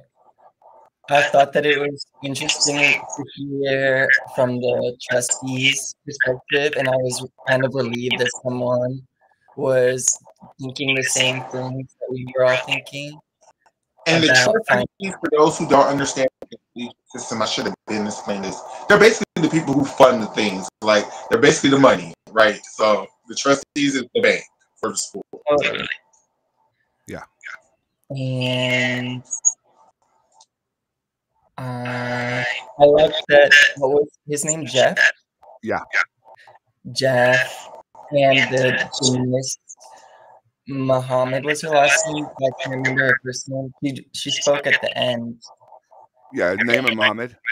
They both kind of were like, they inspired me with their confidence that this isn't the end of anything necessarily. We will always overcome. Right. Always. Hold on. I'm looking for one more for a Pan American team. I'm looking at the Catherine score tracker. Oh yeah, okay. We should use that because Catherine has all the scores of Oscar. It does. Oh yeah, you should use it, Michaela. Huh? You should use it. Let me use that again. I should use it to prove my point that I'm not done. I should use it. Okay. She says, "Give me one more. I need one more, and I don't want either one of those two." Who's on your team? Hold on. Oh, I'm gonna have to use her. Oh no. I bet your team can't be our team.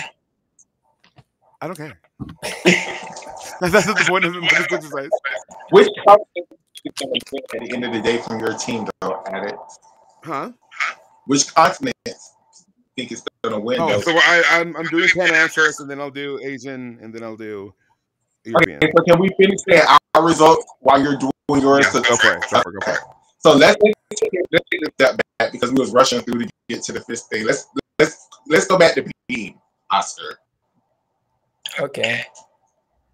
So I wish there was a way to get rid of the echo. without muting you. Yeah, okay. Go to the settings. Go to your settings. Control panel. Okay. Go to sound.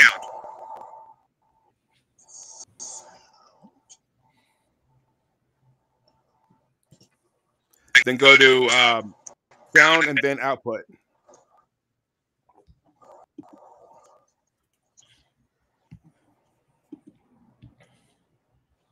It has my echo cancellation on. I don't know why it's still doing it. No, not on Restream. Go on your computer. I'm not using my computer. I'm using my phone. Okay, so then what does the output say? Hold on. Give me a second. I may can be able to do it from my headphones. Give me 1 second.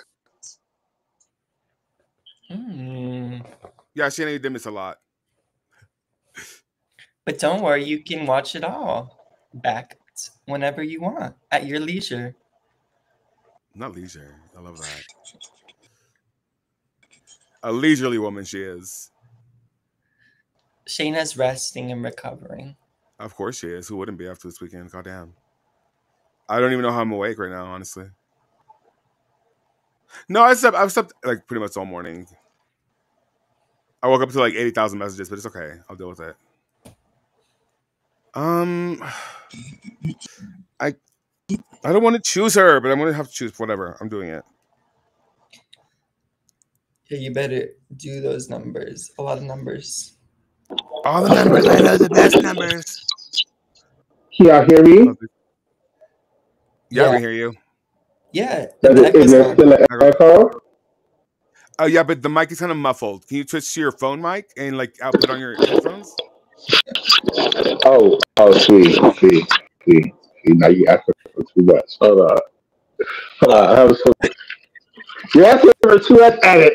You're asking for too much. I believe in you because even Tiki was like the echo is sending me. Oh, I know. I'm so sorry. I don't know why my phone is doing this. Like, of course, we're doing something important. Technical issues. That's the law of God. Like, This is us. We're just chilling. Everything is perfectly fine. And I needed to act right. That microphone. Huh? I said, get that microphone. Yeah, get the microphone. But is there an echo? No, which is good. Now we have another problem. Okay, so one problem at a time, don't you? One problem at a time. Oh.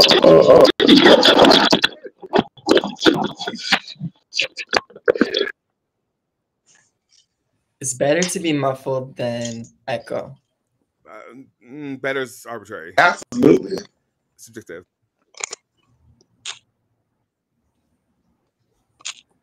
Okay, so you got your team? No, I'm not finished. Hold on. I was fixing the audio. No, it took me like 45 minutes to do our teams. Oh, okay. Well, then I don't feel bad. I've spent like what 10 minutes on mine. Relax. Okay, hold on. Let me see. Shayna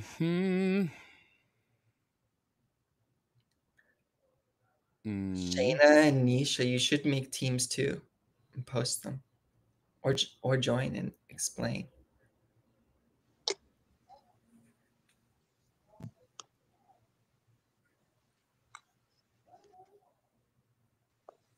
Okay. So for our teams, yeah, tell me. The Pan Am team, their strongest event was vault. Of course. It went vault, bars, floor, beam.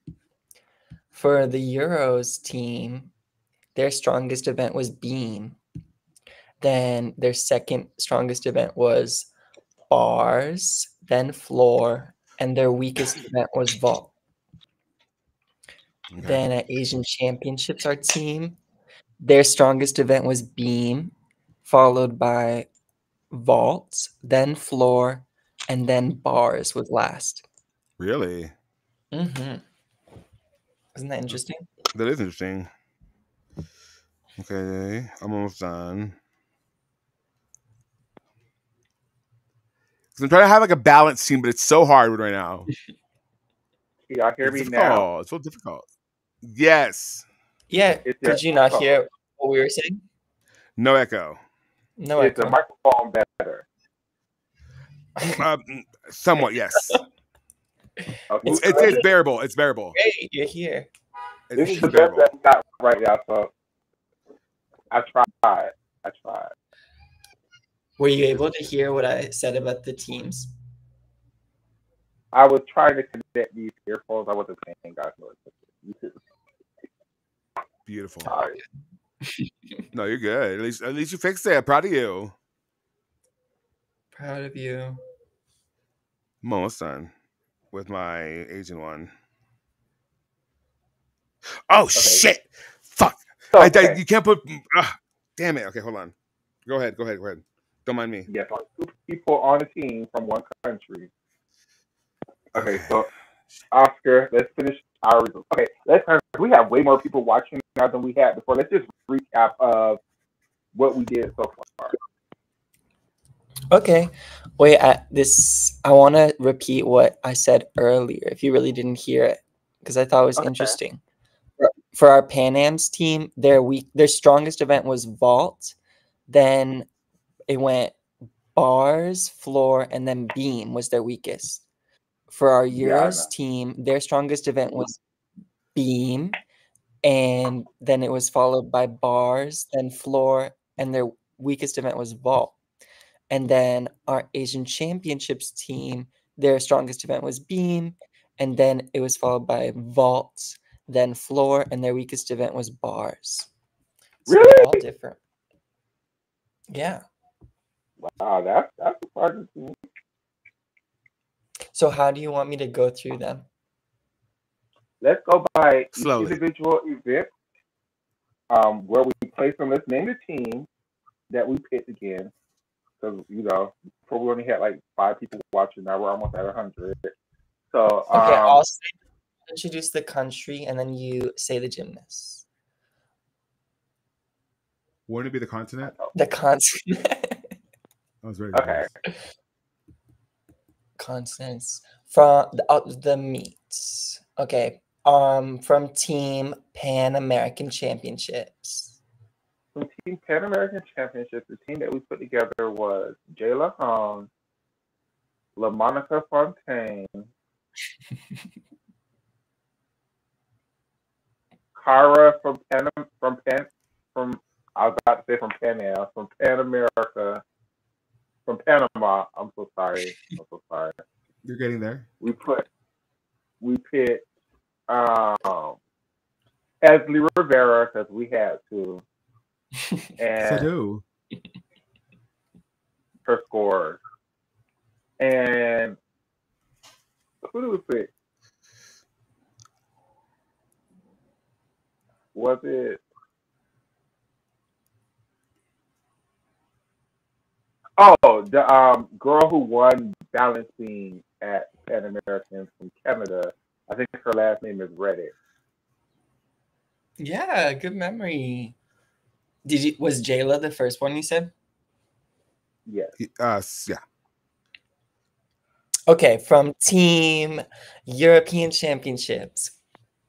Oh, this is the easiest one. Well, no, it was Manila Esposito. Then it was Ruby Evans. Then it was. Okay. You got this. I believe in you.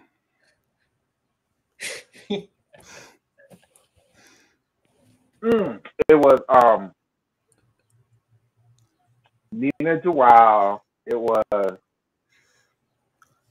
That's 3. If you just did this list, girl, like you don't vote that way. I know. I believe in you, though. I believe in you. You got this. Helen Everett. No, we didn't use Helen Everett. She was first. Oh, we used no, we did not use Julia. We used Anna Barbusa. Thank you for helping me out. And we used that girl you don't like, but we put her on anyway. That could be so many people. Wait, Jennifer okay, Williams. no. Okay. All right. And then for shit. It's okay. And then for Team Asia, Wait, I we don't need can't. you to. It was Jennifer Williams. We put Yeah, I Jennifer. said it. Oh, you did? I'm sorry, I just didn't hear. Okay, keep going. Great job. And then for Asia, y'all know I can't pronounce names, so I'm going to need Oscar to just help me out with this one. Okay. We picked Zhou Yatin from China. Zhou Yatin. We put Asuku. Yeah. Don't look at me like that. That's Go her ahead, name. Oscar. Asuka Teramoto. Wait, Asuka Teramoto. When did she retire? Is that what you said? Who, me? No. No, Addict said Asuka Teramoto. That's what I thought you were saying. No. Aiko. Wait, am I even close? Yeah, no. Yeah. We put Aiko, Sugihara. We put Win from Vietnam for her vault. I would never remember that. Go ahead. And then we put Zhang Yihan from China. Mm-hmm. And the last one was Nakamura Haruka. Yes. Those are our teams. And I'm almost done. I have one more. I need one more. I really want to put them in my team. Because we're still recapping the people that. Okay, so from those teams that we picked, we went each individual event and we're ranking them. So we went vault first. So scores we went for vault. And we're just using the best scores that we could find that they had at the Continental Championship. so three teams in one vaulting rotation, or are they all going differently? No, yeah. Okay. Team Pan Am sends up Jayla Hang first. She throws her DTY. She gets 14-2-3-3. Leah Monica Fontaine throws her DTY just a little down, 14-1-3-3. Carla Navas anchors with her Mustafana, scoring a 14-6. They get a 42.966. A huge vaulting total. Is this what I did with the Gym Internationals that one year? Gym Internationals? That's basically what we're doing. We're doing All-Star. Yeah, the year that we didn't have a nationals for NCAA. I just basically got all the best scores and the best routines and compiled them into a broadcast. It was fun. I cried. Sounds so fun. Yeah, UCLA scored a 200. Well, no, it was a 199. They scored a 199. And won. Do you have your Pan Am vault lineup? I do. It's the Monica Fontaine, Carla Navas, and Jayla Hang. Okay. Same. Yeah.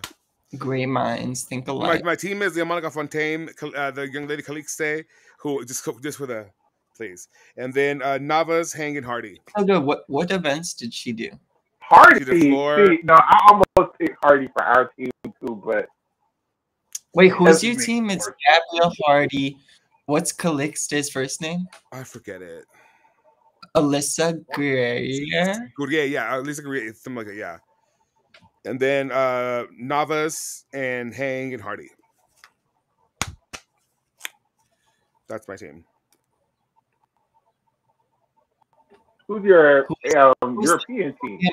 Okay. My European? Okay, it's Manila Esposito, Ana Barbosu, Naomi Visser, Valentina Georgieva, and Karina Schoenmeyer. What?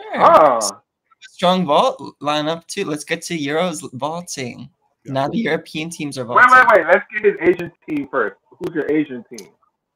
Zhang Yihan, Zhu Jiaxin, Huang Jiuzhuan, Eguchi Haruka, and Aiko Sugihara. Who were the last three?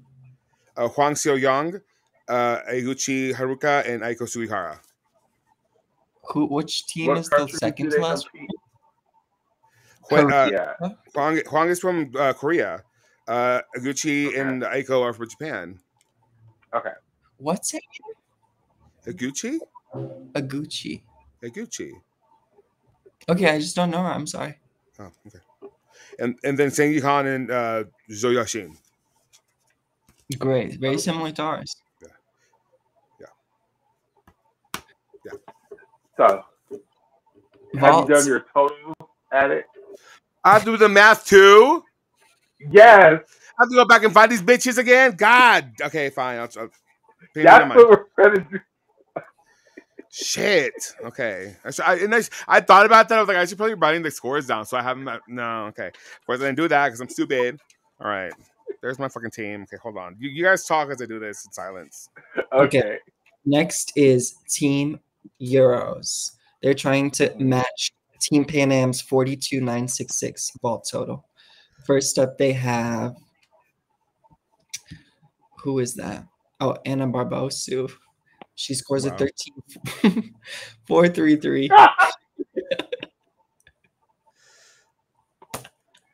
That's still a decent vault score for the vault that she does. It's nothing against Anna. Next, they throw Manila, European champion. She scores a 13. She falls on DTY. 13,466. Falls on DTY.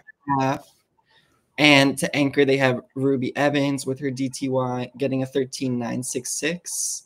And they score 40.865, more than 2 points down on the Pan Am team. Do you have? Should I go to our Asian Championships team? Bitch, this is gonna take me a while. Yeah, because we don't think So they're trying to be a 40.865 or a 42.966. First up, they have Aiko Sugihara's Yurchenko 1.5. She scores 13.766. Then they put up Jengi Han's Suk double. She scores 14.033. Then they have Win from Vietnam with a Suk double as well to anchor.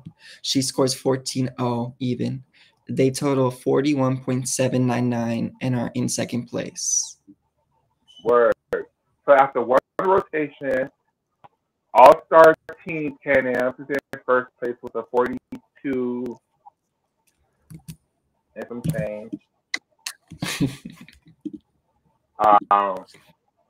Team Asia, surprisingly, is in second place, and Team Europe is in third place after one rotation. Now we're on to bars.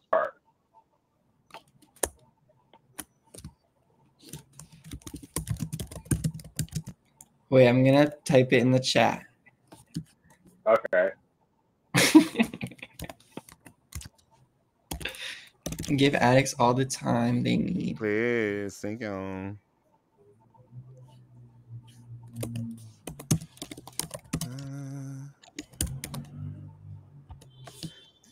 No, I took her off.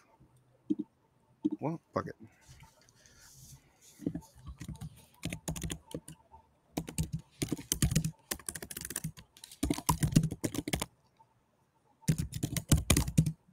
Cool. Awesome. Do-ba-do-boo.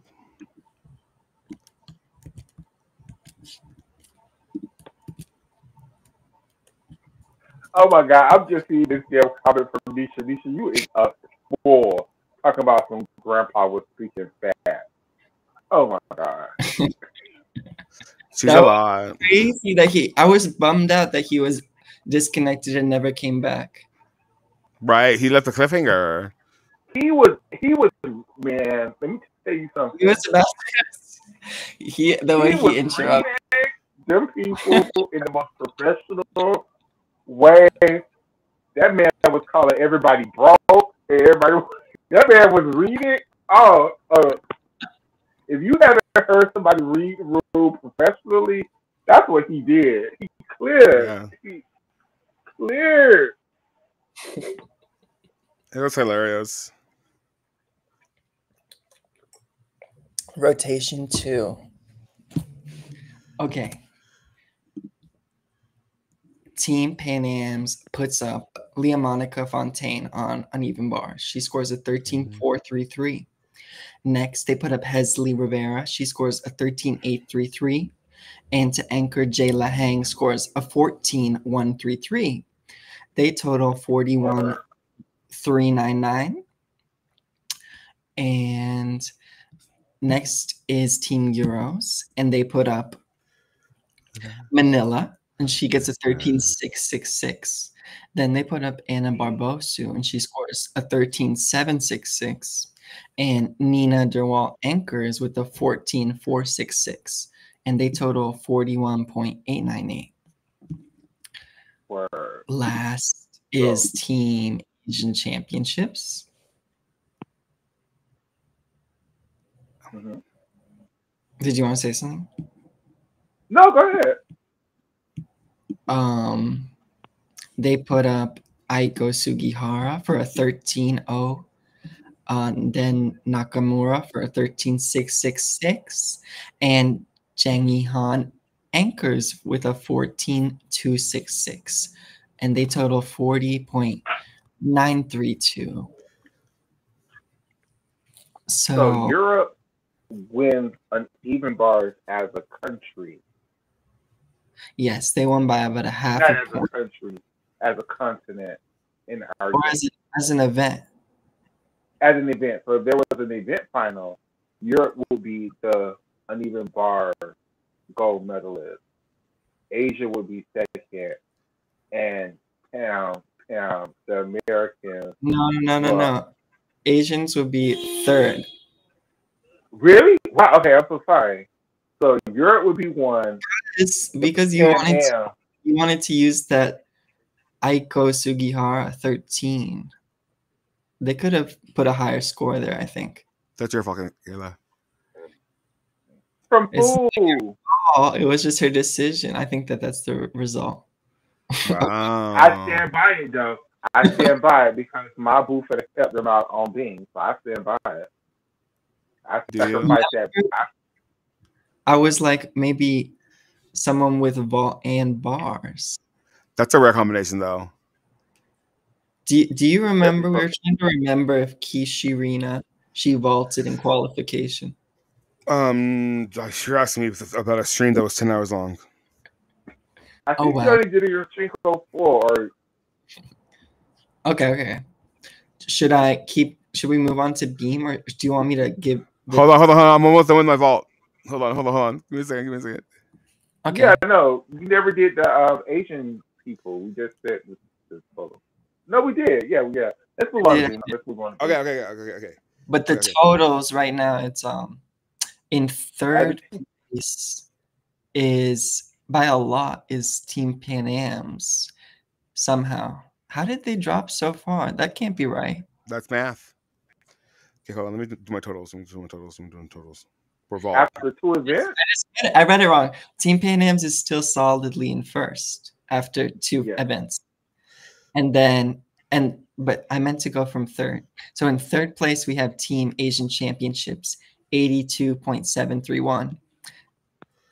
In second place, 82.763, Team Euros. And then first, 84.365. Okay, hold on. Period. So I'm gonna show this to Catherine. She's gonna be so proud of me. So moving on to the third event, which is balancing. Let me see the chat. Oh, you're putting in the chat. You're at it. 14, 3, plus, plus,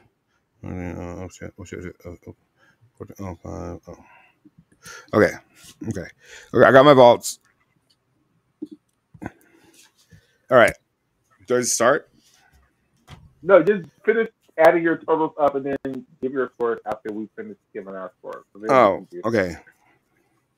This is my vault rotation. Because we already did our scores, that's why it would be. I was late. Well, You just send me the link. Okay.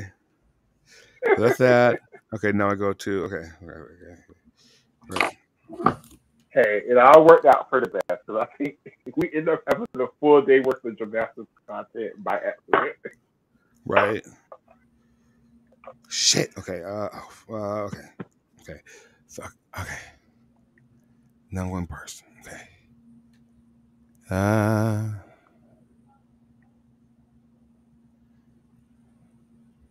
Jeez. Okay. Well, she's not here. Okay. Cool. No. Nope. Same. Okay. There she is. Okay. Well, because I have to go so down on the list to see like where the people are on the team that I'm choosing are, and they're all the way down, like in 57s. Breaking my heart. It's actually a pretty hard game. I didn't think it was going to be this hard, but it's a hard game because it's the only pick. You have to because it wouldn't be fair if we just use all Americans because that wouldn't be an all star. Right. That would just be the Americans. The all Americans. Yeah. Okay, there she is. Okay. Okay.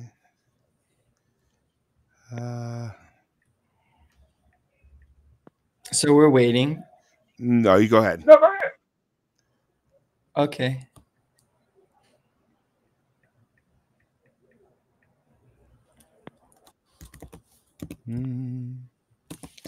Okay, so the third rotation, the Team Pan Am's puts up Miss Riddick from Canada, and she scores 13.267 on beam. Then Jayla Hang scores 13.733, and Hesley anchors on beam with a 13.9, and they total 40.9. And then Team Euros goes up on beam, and this is where the other teams sort of separate themselves from the Pan Americans because I was shocked. They start off with Nina, and she scores a 14.033. Then that's your first score. That's your first score. Right. They didn't break 14, the other team. Manila scores 14.333, and Jennifer Williams scores 14.533, and they total 42.899, just about 2 points higher than Team Pan Am's. And then we go to Team Asian Championships, and they send Sugihara out first, and she scores 14.166. Then Nakamura goes up, and she scores 14. First score, 14.1 something. Go ahead. 14.233. And then Joya. Knock it out the park.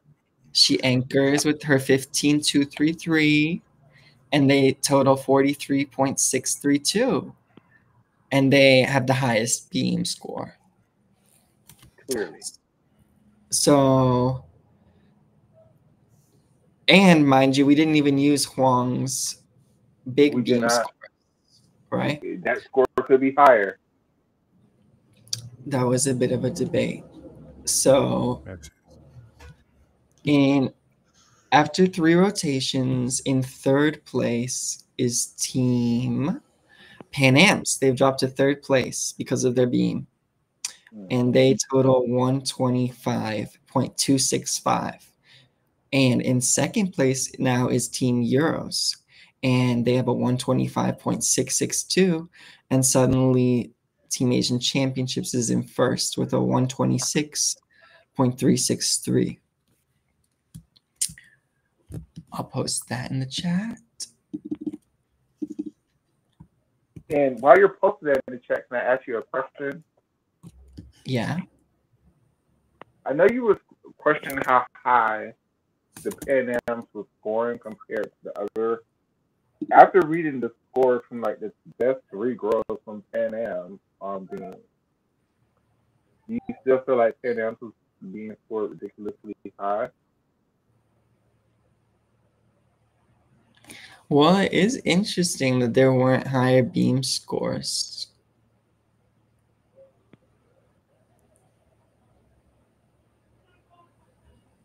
But there really weren't any, I don't think anyone brought like a 6.0 routine.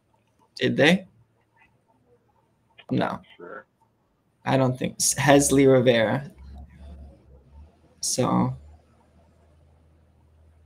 I feel like there wasn't a great challenge, you know? Who knows what Joe Yatsen and Manila and Jennifer Williams would have scored at Pan Am's.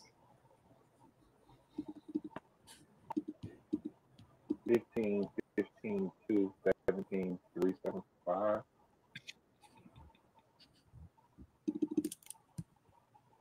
But I like your point. It complicates everything more. What the fuck?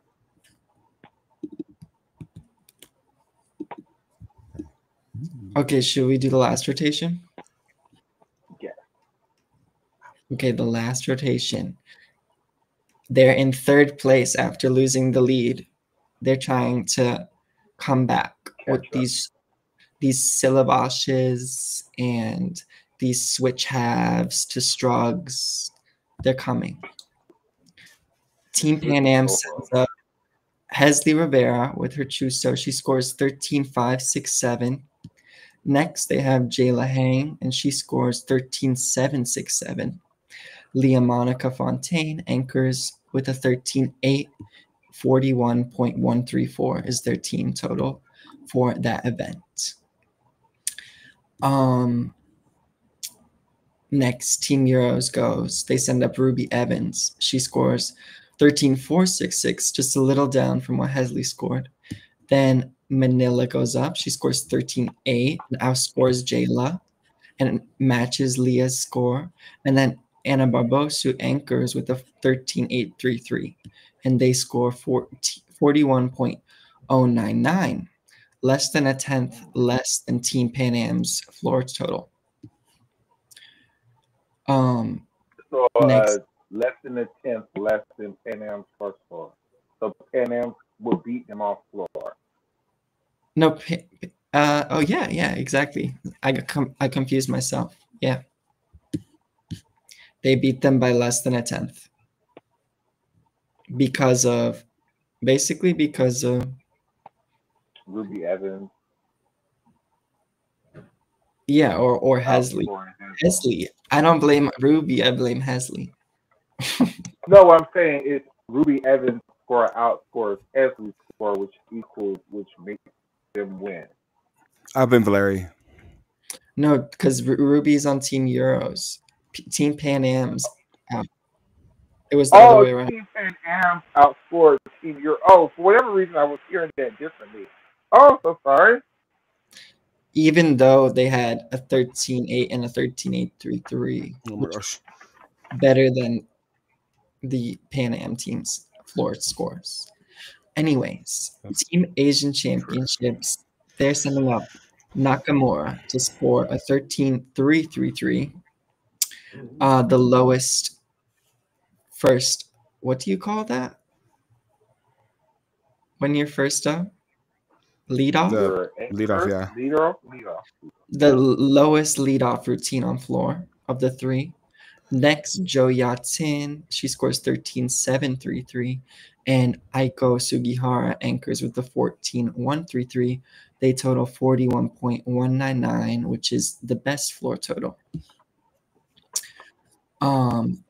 That means after the competition's done, Team Pan Am's is still in third place. And second with a 166.399.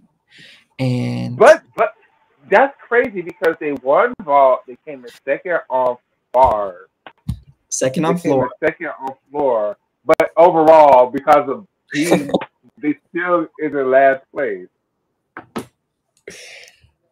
Yeah. Damn, can I pick a better Pan Am Beam team not from the people that they use, no? We literally went 1, 2, 3 in event finals. I mean, what more can we have done? I don't even think there was like a higher score from a different day of competition. because Gabrielle Hardy didn't do being, Dulcie didn't. Maybe Tiana put up a 13.5. And that would give them a few tenths. But then you couldn't use Tiana on no other event, so that would be hurting them. Oh, right. And we already have 2 Americans. Yeah, Hesley 13.9 each. And we're damn sure not taking Jayla Haig off the team. So, I mean, that's the team. Like, we have no other choice. And then finally, it comes down to Team Euros versus Team Asian Championships for the goal. Yeah. Who do you think it's going to go to, Addicts? My hand because it's dying. Okay, who else would be? I'm going to go the Italians. I mean, the Europeans. The Italians. I like that. The Europeans. My apologies.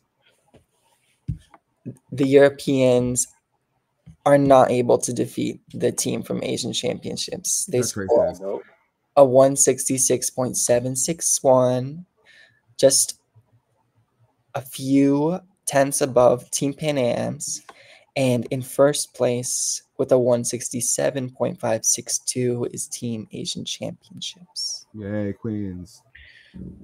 Ooh, that was so much fantasy. And it's because we just use the real sports, it's very close. It's more closer than around the world than it seemed at the beginning of the year. Maybe Pan Am scores were a little bit inflated, but not that much inflated. Hell, they still lost in our little fantasy game. So the scores are wrong. Nisha said the scores are wrong.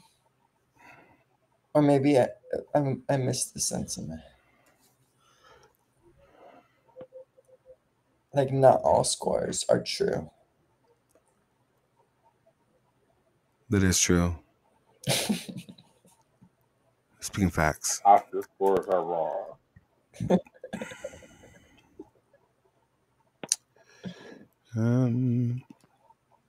I think that would be interesting, though. Like, I think,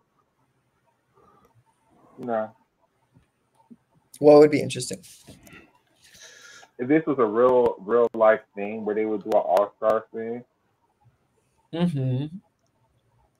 So yeah, Shayna, Asia in our game, in my scenario, are the queens, are the winners. But I want Oscar to do it.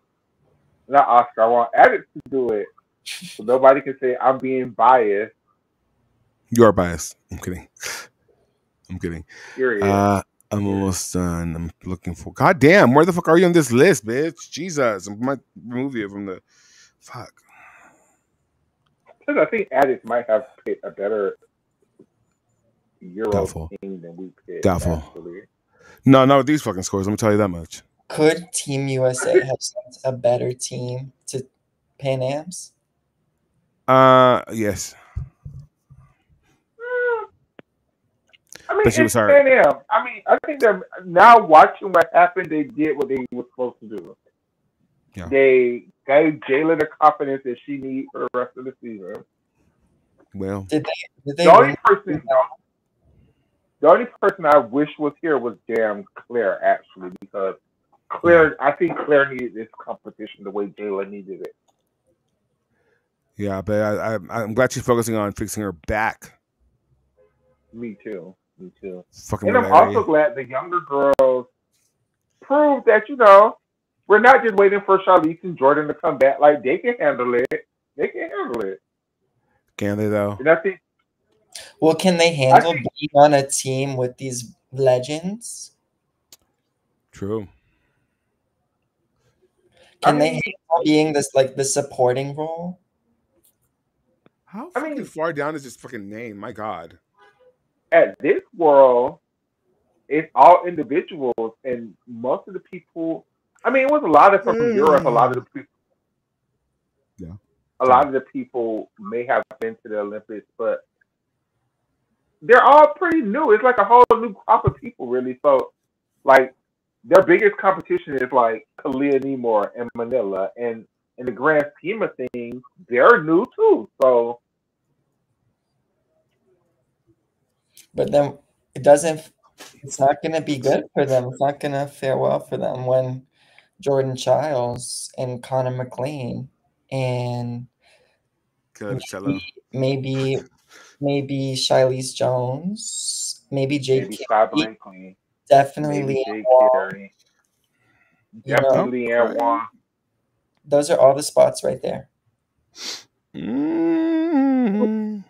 It's hard, but I don't know if any of those girls can compete with Jayla's 55 that she just put up. They can. I know. I'm just trying to be optimistic. Yeah. Watch Charlize come to the classes scoring a 57, and everybody like, well, damn. That's really wishful thinking, and I would love that for her. Okay, watch Jordan come to the classes scoring a 56, and everybody's like, well, damn. Well, do you think Jayla could like? Because there was no all-around final at Pan Am's, right? Maybe I wonder if she could. Because if they used her team finals as her all-around score, it would be way higher because she did spectacular in team finals. Like I'm just saying we haven't seen her score nearly that high in an all-around final setting, right? No. And even in the event finals, she didn't do nowhere near as good. I mean, even though she medaled on every event, she didn't do nowhere near as good as she did in that damn team finals. Like that team finals, Jayla, I was like, oh, Jayla, where was this at? You could have been the girl they sent to the Olympics over Hesley. Like, where the hell was this? She's had it, but you don't like to watch juniors. No one should. For that is that reason. She's been like that since 2022. Are they coming for me? And if I was following Jayla since 2022, my response would be, oh, she just had a good competition, but she's gonna fall again. That's what Jayla She just does. hasn't upgraded in like 10 years. I don't have faith that she'll hit yet. She's shaking my trust. Shaking your trust like Carrie Well, Aker? at least for me, she hit 2 times in a row. She went qualifications and then team finals, right? And then for Team USA, that's all I really need. Like, you can fall for yourself in all arounds. You can fall for yourself in the event finals. I mean, that's for you, girl. I would be disappointed, but that's for you. But as long as you can hit for the team, you good. And she get the first 2 days, which would be qualifications and team finals. So we good. Yeah. So you mean like Suni Salih or Gabrielle Douglas? No, Suni used to hit in event finals. It's Gabby who would fuck up. But at least Gabby hit all around finals, so that's all I needed from Gabby too. So. Oh my god. Gabby gave you 3 days in a row. When Jayla could give you 3 days in a row, then I would be looking for her to win all around medal. Could Gabrielle give you 4 days in a row with a mixed team final? Huh? Could she give you a mixed team final? No. With no bar? Mm-hmm. Oh, with no bar? All she would have to do is vault and floor? Maybe. Oh, she would have to do beam too, though. What was the strategy again? You put your best event in the second round? For me, for team finals, if they do it exactly the way they did it at Euros, is you put your most solid event, not your best event, but your most solid event first, so you could qualify on through to the next event. Then you put your very best event in the second round, so you could be in the top 2, so you could go for the gold medal match. Then you put, your weakest at you put beam, unless beam is your best event. Didn't so if it was Gabby last? If it was Gabby, I would go vault, beam, and use floor as the last event.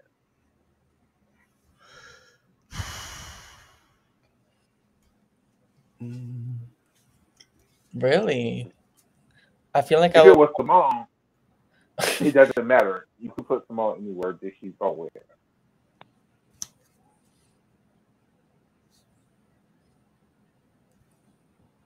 Okay.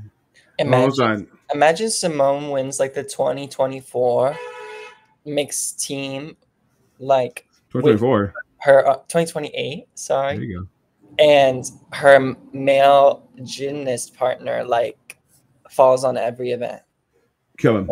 But they still win because she's like dragging him along. I would take his medal too. That's what I expect Frederick to do. I would take his medal. Be like, this is mine. I earned it for both of us. So bye. But really, it'll be a live TV. I'll be like, nope, this is mine too. Thank you. God damn it, these hoes. Oh my god. Don't fall. I hate this for me. I don't like that actually. I could see that. Do you think Brody's gonna try for 2028? No. You don't think so? I think so. He won't. He's apparently like he wants to win a world title and then retire. Because it hurts when he does gymnastics on his leg. Well, he's gonna go for 2028 when he doesn't win any of these world titles. Because he doesn't see that there's other guys other than Daiki Hashimoto.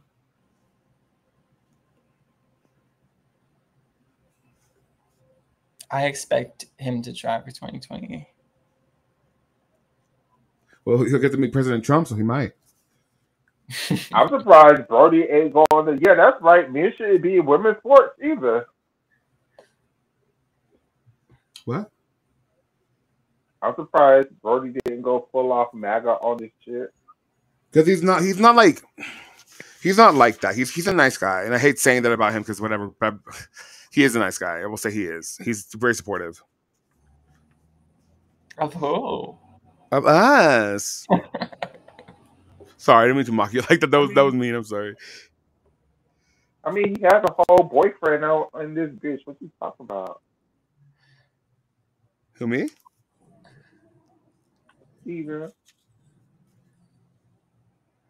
I need floor. That's what I'm like. What do I think? Floor. Let's say floor. God, this has been really Steven Narage's girlfriend. Sorry, Brody Malone's wife. Y'all about to be replaced. Engaged, yeah, they're engaged. Chelsea Memo had sent Simone Rose, Ashley Sullivan, Zoe Malomo to Pan Am's. I don't think Jay Lahang would have made the all-around final. She probably wouldn't have. She probably wouldn't have made the all-around final. Two of the three of them, right? They would have just used her DTY, maybe. Jayla. Maybe you can throw your Polka Paeva too. Oh, that's not a pod. We both know that's not a pod. I said what I said.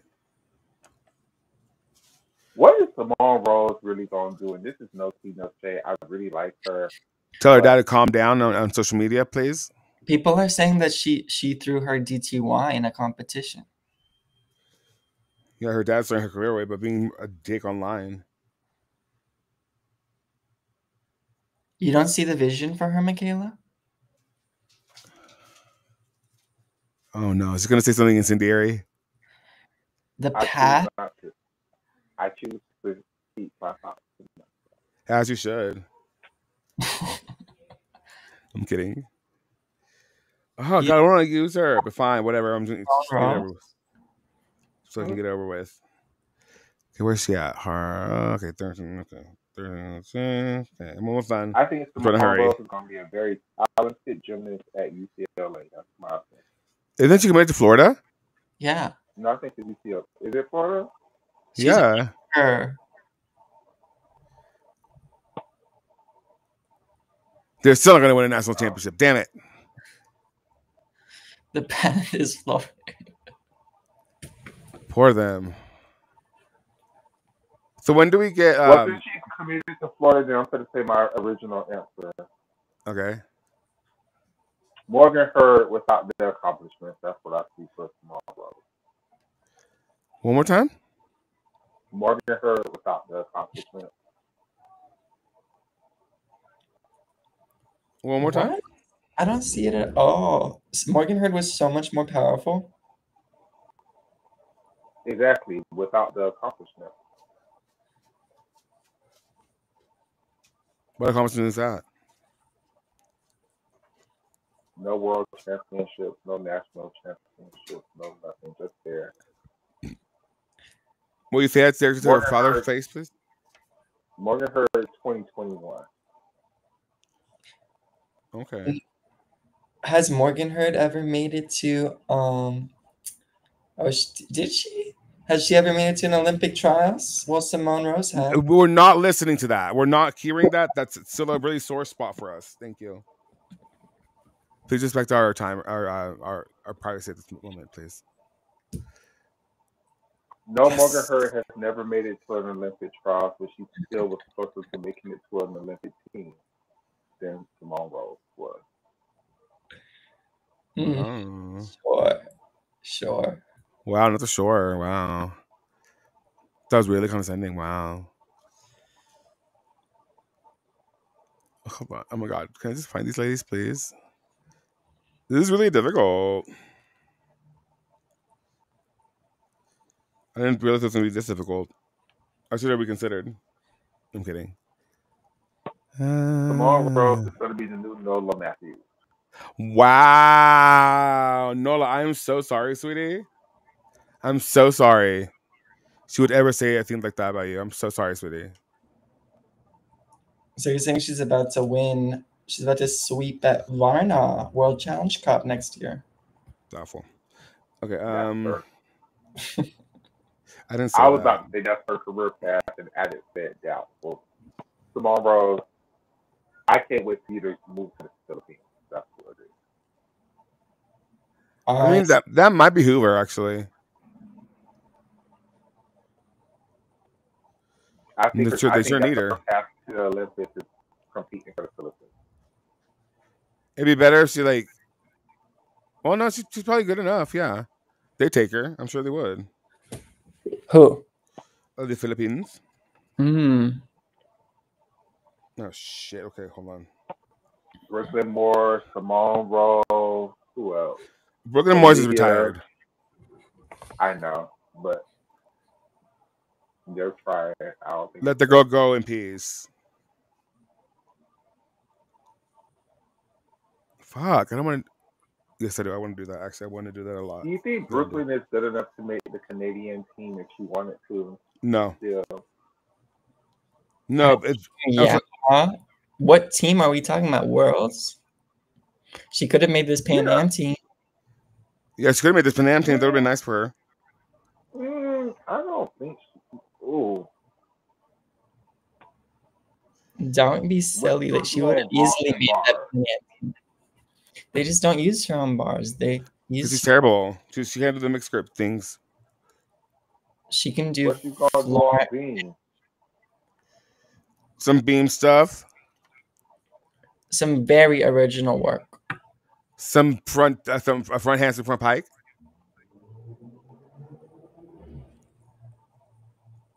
What she called on the floor? A beautiful rendition of some whack ass. What do you call it? What's that one thing I don't like? What's her name? What's her name? Lana Del Rey. There you go. I don't like her. Sorry. Oops. Simone Rose is very pretty. She has beautiful gowns. Beautiful gowns. Beautiful gowns. Beautiful gowns. Wait, where am I putting? Okay, hold on. Let me see. I need one more score. I'm trying to like pick the best one to have available for me. That's not even better. Yeah, watch me talk all this shit and watch this girl be the world champion at the end of the year. That'd be hilarious. That's how I always after. Okay, do I want that one or do I want? Because trust me, I never thought Morgan Hurd. I love you, Morgan. I always was a fan. I just never thought she was going to be world champion that year. You just could have not paid me when the world championship of 2012 of 2017 started, and I'm just like, oh yeah, Reagan Smith's going to win. And then she was down. Then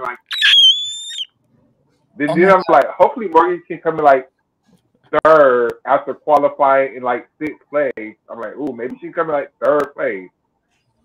But then and she wins. You didn't think Rebecca was gonna win? That's what I'm trying to say.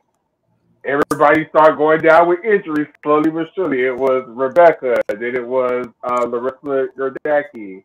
Then right Yeah. when the competition started, here comes Reagan Smith to breaking her ankle. So it was like, damn. One by one, they fall down like glass houses. No, like I mean, paper. And then when all that happened, I'm like, oh well, Ellie Black's gonna win her world title in Canada. Wow, yay, Ellie Denied. Black. Denied. You didn't It's just think Morgan was not having a good season until she won Worlds. Like, No, to that camp. Remember, to that camp. She yeah, let she that won fill that in. training camp, Yep. and then, but the rest of that season was horrible for Morgan. Like, Yeah. Jordan Childs was having a better twin. I think this is why Jordan Childs have such issues with Disdain. that season.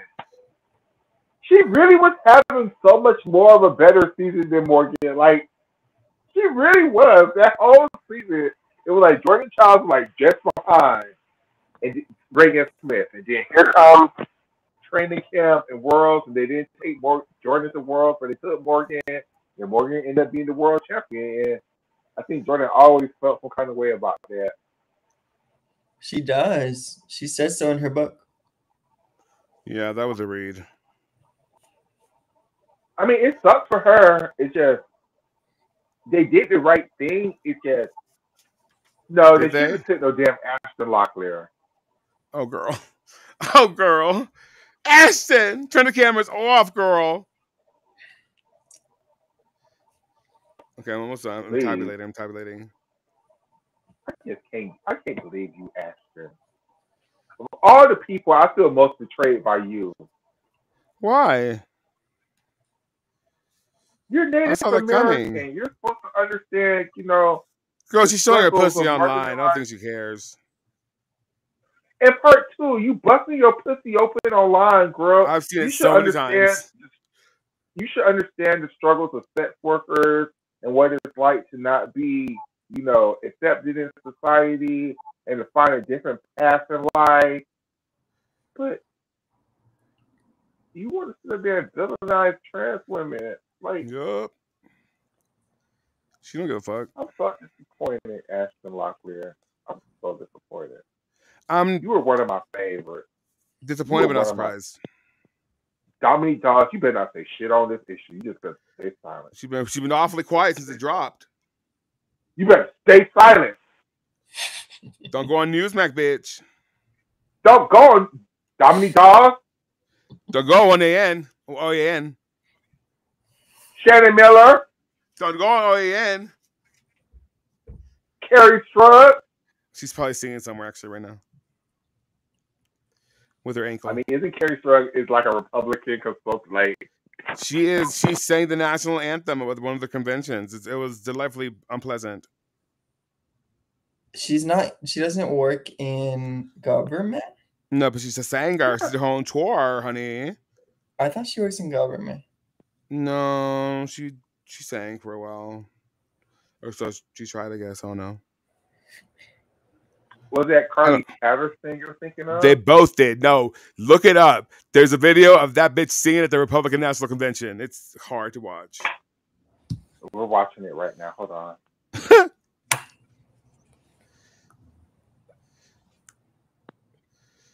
Carrie Strug, yes. Strug. The high soprano.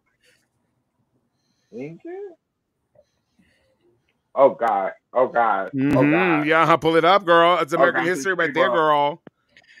Let's watch Dominique Dawes, her performances. Done. I'm done. Wait, I can't find nothing about Carrie Strug trying to sing. Thank God. It was just a one-off. I should probably add up a team totals. Oh, okay. Well, yeah, probably should. Hold on. Shit. Okay, it's just a few more. Hold on. Okay, so let's start. Okay, pouring. Okay, that's the thing. And then hold on. So PN. Your and your. Okay, so hold on. Did you find it? No, thank God. She's that high soprano. She carries a high soprano, Michaela. Please. 41. Who else better not say nothing about this unless they're on the right side of this issue? Vanessa Adler. Who else? Tasha Schweiker. Well, she Who wouldn't else? say that. I don't think so, but you never know. She's black. You never know with these hoes. Who else? These hoes ain't loyal. Yeah. They're not. Ooh, And it's ooh, funny, oh. while you're here, Alex, while you're finishing, you know how we was talking about being the duality thing, and I think it's funny how the duality in my life that both in gymnastics and in black culture, they're both attacking trans women. In gymnastics, it's white women attacking trans women for playing sports, and for black women, they're attacking trans women for the men that they're dating. And it's like, why are you like so like worried about like men that trans women are dating? It's like they're not the same. Well, they're like no, they're not the same pool. Like, well, It is, and that's why. yeah. Like again, this is one of these things where I have to give my sisters. I have to give them a little bit of grace, even though their attack is direct, because I know these men be lying to them. So that's They why do. I have to give They're them liars. because I can't expect them to believe the truth when literally everybody they know is literally lying to them about this issue. They Like are. everybody's like, I hate the grubs. Fuck nah, I would never be. But then creeping with the grubs, and the women just for whatever reason, it's a two lot. groups of women that women never believe that men like. It's trans women and it's fat girls. Oh my god. You all So true. will believe a man will fuck anything before he will fuck a trans woman or before he will fuck a fat girl. And just like a lot of y'all don't believe men like fat women, men like fat women and men like trans girls. Men like fat boys too, I'll tell you. Men like fat boys too. Mm-hmm. I'm not gonna say I get around because I don't, but oh, it's a baby. I hear a baby. Hi, baby. That's Oscar who have babies in the background. Oscar, you're a father. Of course. Love that for you. Where'd you get birth? Oscar said he would not be nobody's father. He would be somebody's mother. You better get it right. Father. Hi, class. Okay, let me add the last routines. Girl, hold on. Stop asking questions. 41833. Okay. Okay. Okay,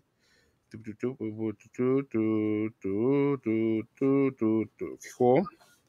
And then girl, Jesse, hold on. I'm live. 128 dot plus no shit. Who else would be a gymnast that you would be very disappointed if they joined in on this? Michaela's gymnast.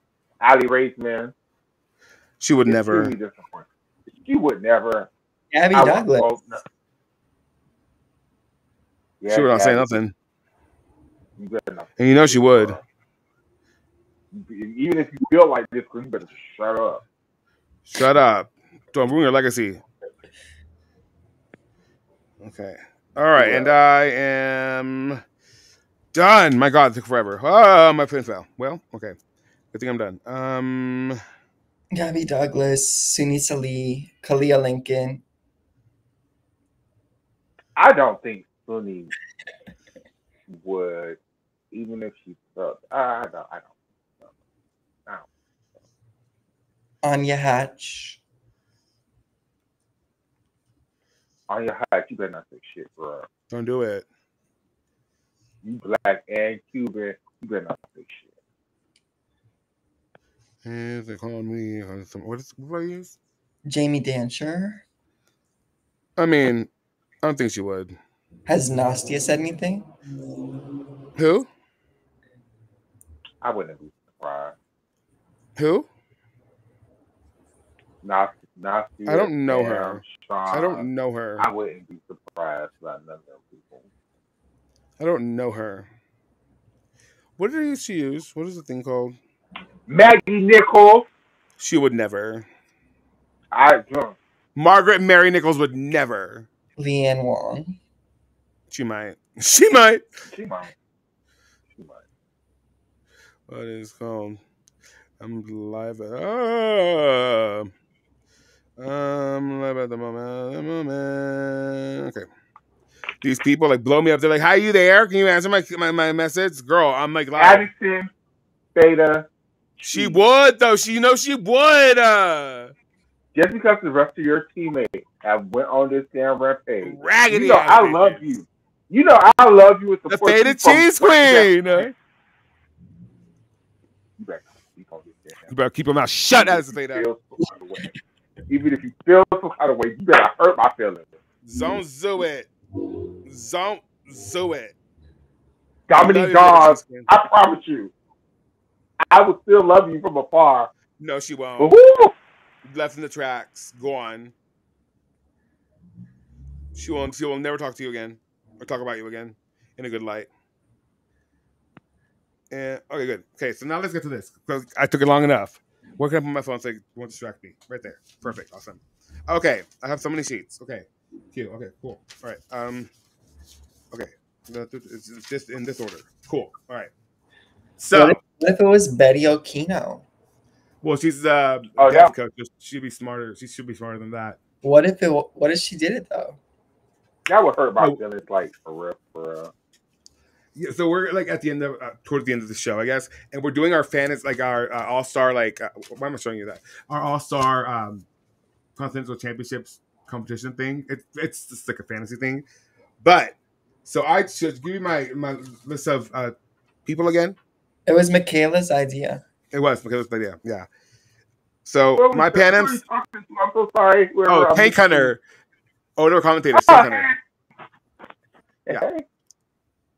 I can get you afflicted. Yeah.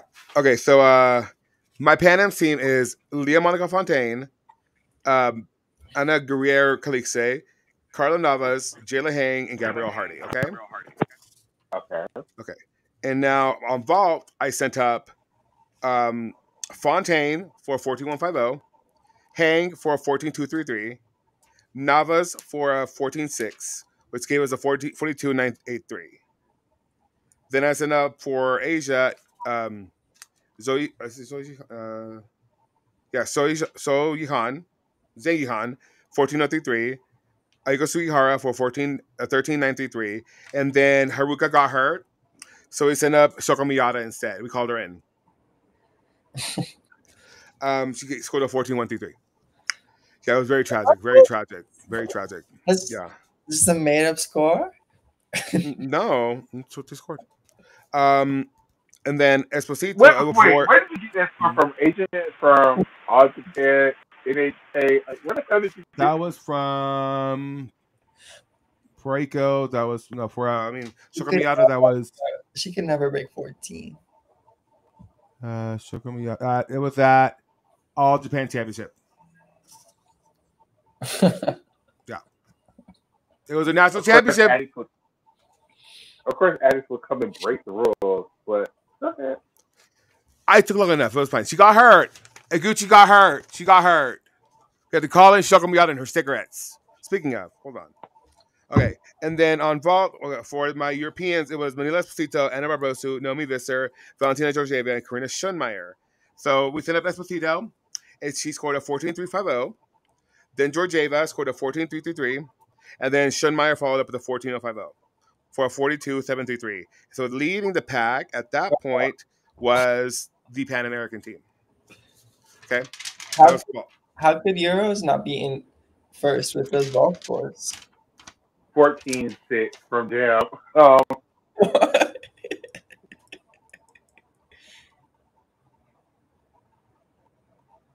Yeah, that's how. That's how. Wait, I can't see the Euro scores. Okay, hold on. Wait, are they in? Are they in? Right there. No, we can only see the Pan Am scores. That's Europe. That's Europe. This is Europe. This is Pan Am's. This is Asia. Oh, now it's focus. Oh, okay. Right there. Oh, right there. Okay, cool, awesome. Moving on to bars. Okay. Oh, so you played it? Did you just pull the scores from the whole season? Yeah, is that the point? No, we just did it They're from just supposed to use the scores champion. for that checklist. That's why I was like, all these scores I made up. I'm done then. I took so long. Anyway, I'll continue giving you my story. So on bars, we sent up Hank, Hardy, and Fontaine. Don't ask me why. I wasn't in charge of this. Hank got 14. That's about right. No, Leah Monica Fontaine sucks at bars. I don't know whose idea that was. Who else Not is mine. She came in third place at Pan American Championship on bar. Yeah, with a really low score. Who else is there? On my team? Well, she's the best option, right? Well, I put her up last because I was gonna get a better score, but she like had some funkiness or whatever. So Hang, our lead off got the best score, 14-1-3-3 for a 41-3-3 team total, which got us to 84-166 at that point in the competition. Okay, hold on. And then for the Asian delegation, we had Yihan, Iguchi, because she came back, then he wasn't hurting as bad, and then Sugihara. So we had a 14-4-3-3 from Yihan. Iguchi scored a 14-1-3-3 because her knee wasn't hurting that much anymore. So she came back into the competition. We sent Shokumio out of home. And then Sugihara with a 13-3. Yeah. So then, hold on. I'm talking. Then we sent up Esposito, Naomi, and Barbosu bars, and it was 14-4, 14-1-3-3 for Visser, and then Barbosu scored a 13-7-6-6. Again, lowest score rotation of sad. But leading the pack at that point was the European delegation. Yeah. Those bars. So you asked me my fantasy. This is it. So then, okay, for Beam, third rotation, we sent up Leah Monica Fontaine, Hang, and Hardy. Don't ask me why, but we did. So Leah Monica got 13-6-5-0. Hang got a 13-8, and Hardy got a 12-4. Nisha, that's a good. Hold on, pause. That's a great name, Marzetta Frazier. If you sit up here and be on this bullshit with them damn bitches and this damn we hate trans women shit, girl, you was one of my favorites. I promise you. I don't know what I would do. My feelings would be hurt. Anyway, so on Beam, we sent up Sugihara, Soyoung. So how do you say that name? Hold on. From South Korea? Yes, her. Hwang So-young, and then So Yashin. For a so Sugihara got a 14-1-6-6. So John got a 14-63, and Zo Yashin got a 15.23, whatever, 37. 3-3. So you're setting up the ultimate Asian team on the team. Duh. Okay, and then for the Europeans, we sent up Manila, Barbosa, and Visser, 14-7, 13-7-5-0, and 13-1-6-6. At that point, the Asian delegation was ahead. Finally, wait, hold on. I'm so sorry. You just what 3 European girls are you split up? On Beam, Manila Esposito, Barbosa, and Visser. Oh, it was not my choice. Jennifer Williams is not on your team. You're putting. I didn't choose the team. I was just there. Then on floor in the final rotation on floor, we had the American delegation sent up Hardy, Hang, and Leah Monica Fontaine. I mean the Pan American, yeah. Hardy, Hang, and Monica Fontaine for 13-6, 13-7-6-7, and 13-8. Then the Asian delegation sent up. What is it? Why did I was writing so fast I can't read it? It's my own handwriting. Zhang Yihan, Zo Yashin, and Aiko Sugihara for 13-6, 13-7-3-2 or 3-3, and 14-3-3. Okay. And then Visser, Barbosa, and Esposito for our floor. That's 13-5, 13-8-3, and 14-5. So then the team totals 14-5. Oh, you're using okay. I'm so sorry. Go ahead. Yeah. So our team totals are. You ready for this? 15. Yeah. It was 169.68 for the Asian delegation. So they won. And then in second place came the Europeans, and then in third place was the Pan American delegation, and that's it. So even using the best scores from the year, we still came up with that same result. So yeah. But it's also contingent on the fact that, like, you know, we don't have Robertson. We haven't seen Blakely. We haven't seen. There might be no Clear Peas. There might be Clear Peas. It all depends on her back. So, would it even make much of a difference? well, I don't know because we haven't seen a compete on international stage this year. Oh. Because from what we're saying, the reason why, and goes back to a topic that I'm gonna harp on. I'm gonna harp on this, and if you're my friend, you understand. This is me, and even if it was added, I will harp on this until he gets some straightness. So don't think I'm just picking on anybody. I'm not picking on anybody. I'm not adding to this. Is the way I'm friends with people. This is the way I'm friends with people. So you call me out, I'm gonna always prove my point. Because Michaela loves gymnastics is always right about gymnastics, even when it seems like I'm wrong. In the long run, I'm always right. In the long run, like I was saying, I feel like the Asian Continental Championship is a better Continental Championship because it's the Euro. I'm sorry, what? I feel like the Asian Continental Championship is still a better Continental Championship than One more Euro. time. I feel like the Asian Continental Championship is currently the best Continental Championship that there is. It's the premier. It's the top. It's Who had the better one. coverage? Of course, Euros. You think so? It's Euros. Hell, fuck yeah, Euros was amazing. Like Euros was like what I want Worlds to be like. Euros always give great production. I wish we would have had the mixed team finals at both other continental championships, like that Pan Americans and that Asians. Yeah, me too. They needed and to. I also wish there was one format for continental championship, so it wouldn't be so confusing. Like if we're gonna do all around finals the first day with qualifications, I'm cool. Just let's do that but then for everybody. Standardize that. Correct. Like it's cool because because at least for like Pan Am, like they talked about on Gymnastics, it only being 3 days allowed countries to send full teams where they wouldn't have because they only had to buy hotel rooms for like 3 or 4 days instead of like for like a whole full week. So I don't mind the 3 days. It's just let's make it standard for a continental championship. This is the format. Yeah, and then add mixed team. And also, I don't like what the Asian championships did, but it was 1 week with one, the next week with the other. No. Yeah, no. That's too long. That is too long. Too long, and it's too cantankerous. I don't know. It just draws it out a little bit. But I do like I did not like Pan Americans. It was 10-hour streams for the men. Find more judges.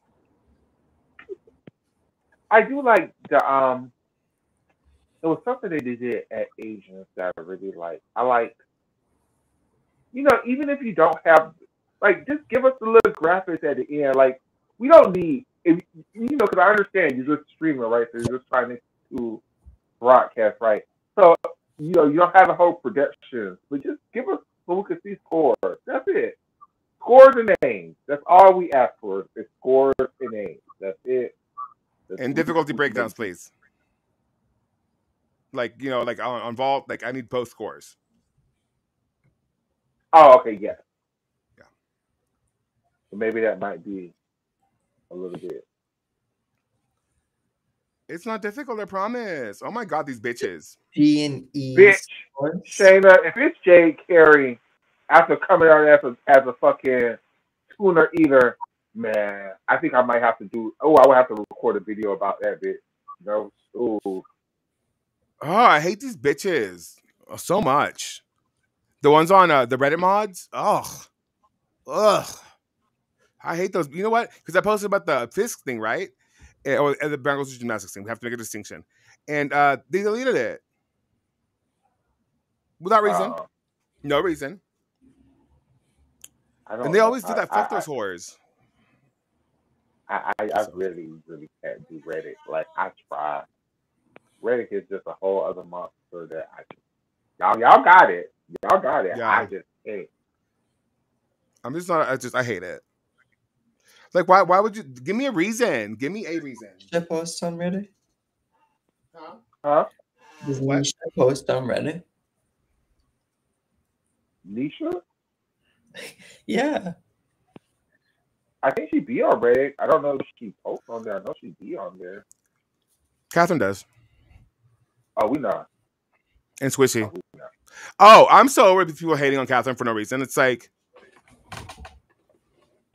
why? Like, why? Just block her. If you dislike her, just block her. Block me. I don't care. Like, there's no need to like ridicule her. That's so. It's like what do we get? Like, did you get the engagement? Did you get the clicks? Did you get the views? Like, what's going on? Are you getting paid for this or what? Because everybody hates on her. And who's Catherine's biggest hater? huh? Oh, oof. If I had to say who's her biggest hater, because I've blocked all of them. Oh, probably Sky Slaley or whatever. Andy. Yeah, fuck Andy, by the way. Fuck Andy. Fuck you, Andy, if you're watching. Yeah. I know who my biggest hater is. Ooh. Well, it was your friend. But which one? The one that has their own little show. Oh. Yeah. Oh yeah. He's definitely my biggest hater for no reason. My biggest op. Ooh. Blake from Half and Half Out does not like me. I was not. The beef is one sided. It's just fuck him all day, every day. But he has beef with me for some reason. Like, girl. Is it on site? Well, for me, yeah, I'd knock him the fuck out. Yeah, for accusing me of dumb shit that has no business in reality. Now, would he knock me out for like? Wait, can I say something? Can I say something? Yeah. I know you could get on Blake, and I'm trying to move off of that. It was really solid because I see you could get on the tangent, and I see very reasonable tangent, and I understand why you feel the way that you feel, Fred. And I would never tell you not to feel the way that you feel. Just choose better words. Yeah, no, I mean I would allow him to punch me once for misgendering him, sure, but but I would knock him out. It'd be no contest. I could scrap. But I will say this. Knock him out. Hold on.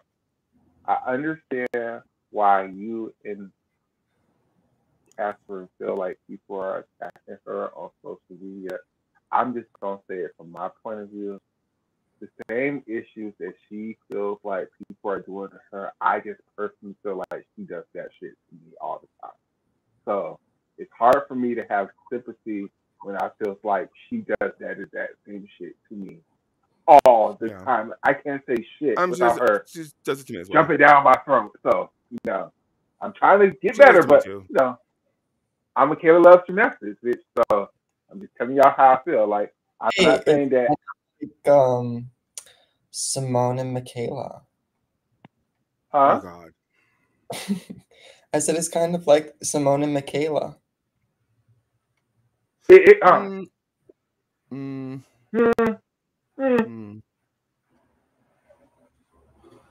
really.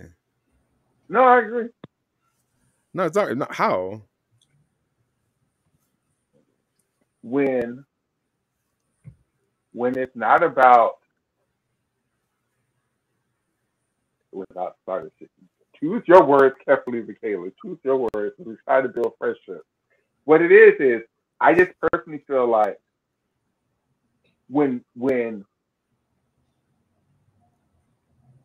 people have criticisms of her, she's now, why are y'all coming and attacking me? Can I have my opinion? But when I have an opinion, I'm not allowed to have an opinion. My opinion is stupid. Let's check this shit down and move on.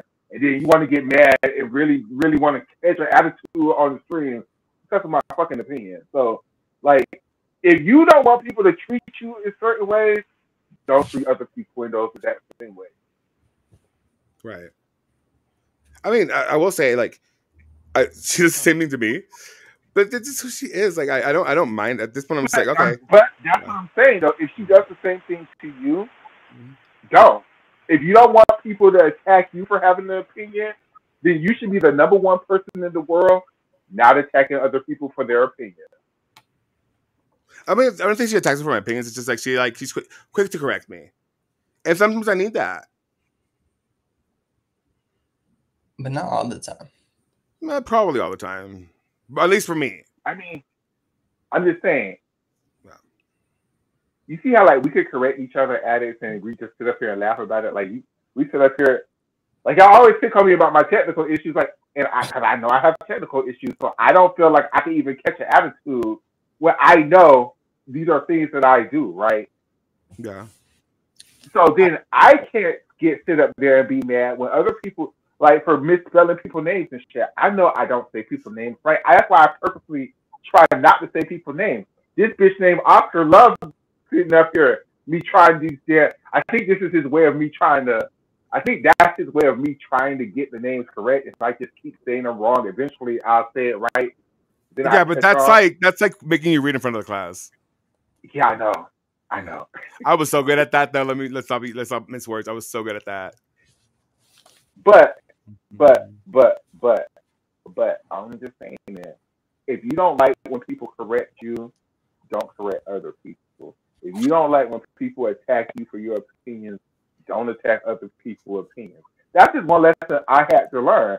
I don't attack people for their opinions anymore, even if it's bullshit, unless your name is Michaela Skinner. Why? Because I'm one of the most opinionated bitches on this damn internet. So how dare I attack people for their opinions when that's exactly what the fuck I do? Like, I've gotten to the point where like I just don't really share opinions anymore. Unless it's like on here. And see, I'm never gonna get to that point. I'm never gonna get to that point. Like I'll talk about it. Like I'll talk about it like on live, but I won't like post about it because I don't want to hear anybody's replies. I don't want to read them. Is it your choice that your videos or your streams on Twitch they like disappear? No, that's Twitch's policy. Like they only like keep them up for like 7 days or whatever. But all of the streams are on Twitter. They're all saved. Going back to, I can actually tell you, if you go to my highlights, that's where they all are. A lot are. But let me see. You can go back and see. Let me see what the earliest stream I have on there is. I mean, they're like it's cute. Like they're there. But let me see. I'm glad they're there. Thanks. Yeah, because it's. Listen, we've lost a lot of great shows because when somebody wasn't talking to me, she deleted all interviews from We Love Gymnastics. So you have them? Huh? You still have them? I agree, Shayna. Shayna said No. that nobody wants to be around a know-it-all. Sometimes it's just like chill all the time, and that's what it feels like. Like especially me. Y'all know how I am. I just say shit. I say shit knowing that it's wrong, just to have a conversation, because to me, what's more important is the conversation, not the actual whatever the topic is. It's getting talking about it, right? And not everybody is very conversational. I realized this a long time ago that some people like to speak, but they don't like to listen back. Like a lot of people like to have one-sided conversations where they want to trauma dump on you, but then you're not allowed to say anything back. And I hate those. I hate those people too. And it's just like everybody needs to chill. Like even like with the gymnasts, I just feel like it's real crazy that certain people like to attack the fans for their opinions. Bitch, without the fans, where we're gonna be at? Like the lights would not be on, girl. The lights would not be on. Like and like y'all just don't like. And for whatever reason, in the sport of gymnastics, they really tries to decenter the fans and try to center kids. And then they wonder why. There's no money because, girl, you're not making it attractive to come to the thing. Correct, and it's just like with these HBCUs. Like I understand, like that little video with their little girls or whatever, but that's not going to bring people. If you want asses in the seat, bring these bands to the like. I don't know. Like no, they should. They should like go back to the old like. How about this? For one season, instead of using music on a track, use your band and do the routines to the bands like in old school, like how they used to do it to the piano. Use the band. That'd be really cool. It would logistically though. How would they do that every week? They would just have to make the band travel with them, which would cost money, which would be, but that would be a good marketing Maybe for tool. like for like the inaugural meets or whatever. The inaugural meet, or just yeah. the home meets. No, the home meets. Yeah, the home meets, and then you have like the track Oh, recorded. Yeah. Yeah, because all they would have to do is record the track of the band for the Yeah. away meets, and then Yeah. It sounds like their priority is raising the funds right now, not getting people to come out. Yeah, like but it has to be both. Yeah. Because you can't have one without the other. You can't be like raise money and then don't nobody want to come. That's like having a concert and nobody wants to come buy concert tickets. Like you can have Gotta all promote this it. great word of mouth. You can get all the donations, but if nobody actually coming to the concert, then what we're doing? Kind of like Trump's little gay parade he had. No one showed up, and now we're going into World War III because no one showed up. Where was it? And now he wants to fucking if we don't have enough wars, Iran, you want to fucking bomb Iran, girl? You told them people they need to evacuate the city because you could have like because of Israel. Because of Israel. Listen, I don't know if this is true, but what I saw like a video about apparently what they had done. Iran had apparently like broken into or hacked the Israeli like something information system or whatever, and they found a lot of like really corrupt shit, and they were going to release that, which is why then Israel started bombing them. Which I don't put it past these hoes. Yes, countries are hoes. If you were wondering. Period. Countries are hoes. And they're not loyal. They go to the highest bidder too. But yeah, I don't know. Period. It's just And I agree, Shayna. It's that you don't always have to correct me, baby. I know I'm wrong. I'm being wrong on purpose. Knowing me is, bitch, I like being wrong sometimes, bitch. It makes me feel good. So, no, like, don't correct me on the side, bitch. Like, I can't stand that shit.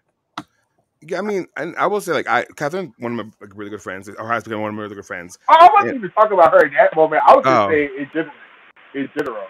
Yeah. Especially on the internet. Like, don't be correcting me, bitch. Oh my god, there's so many people that are just like,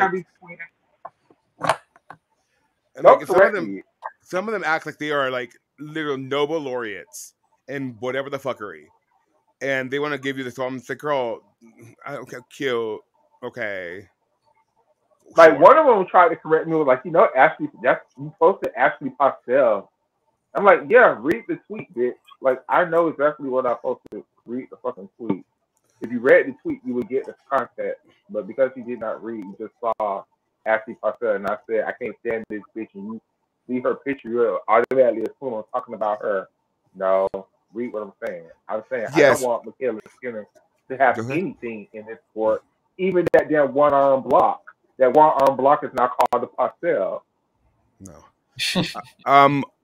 Well, the Gymnastics World Challenge Cup in Tashkent being broadcast. Yes, it'll be through the FIGTV, but I'll be streaming it here and on Twitch, of course.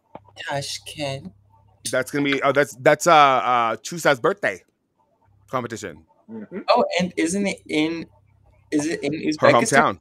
It's in Tashkent. Yeah, Tashkent.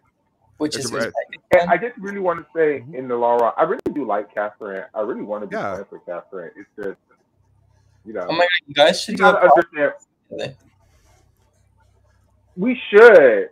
It's just, we all have very different personalities, and sometimes it's difficult to get along. But like, sometimes it's big personalities have trouble getting along because they're, and that's okay. Divas in one room. Yeah, too many divas in one room, and that's okay. Sometimes that's what it is. But like, I think it would I'm going class. It would behoove everybody, some more than others, to kind of, try to play nice in the playground. Yeah. Like, no one has to be the leader. No. Although, if there was a leader, who would it be? If this was that, who would be the three? Who would be the three? Who would be the three? Who would be the three? At it. It would be at it. Thank you. The three? I'm just one. Who would be a 3? Who would be a 3? Of course, Jessica O'Byrne. She'd be the one. What 3? You know, it's a saying, like when they're like, so Trixie once said that when they're in the room with a bunch of queens or whatever, what's her face? The drag queen from Texas, the tongue click girl. Who's that? The one to click her tongue? That girl? Anyway, would ask her. No, she's white. She's from Texas, San Antonio. Oh, Alyssa Edwards. Yeah, so Alyssa Edwards will go up to her and her ear, who would ask her, who would be the 3 in this room? Who will be the 3? And so they just, like top 3. Oh, who would be the top? Oh, okay, I get it. Who would be the 3? Who would be the 3? In the gymnastics community? I guess. In our gymnastics community? I guess, yeah. Who would be the 3? Messica. I can't. Ooh. It'd be Pam Chinkova would be one of those places. No. It would be, I'm kidding. It would be Pam. But, it depends on where, because for me, when I'm thinking of my 3, I'm thinking of like, it would be you at it for real. It would be you, poor lawyer, and who else is on the jump in it like that? Lawyer. I was like, Pam Chinkova? Maybe Pam Chinkova, yeah. But I don't have, like, Oscar has more followers than I do, doesn't he? What? On X, yeah, I think. Well, your account got suspended. We don't talk about that. Oh, and I can tell you right now, it goes back to January 17th of this year. My other account had all the past broadcasts, but I do have some on my YouTube. I don't know. Most of our content is gone. Yeah, you know what? I mean, is it still on your channel? Is it still on your channel, just hidden, or did you delete them? I don't know. I will have to go back in time and look. To be honest. Okay. Because if you have them, yeah, I know you were. I was like, Dick, I was trying to download them before you deleted them. You were deleting them or whatever. Well, they're still on the podcast. Are they? Yeah.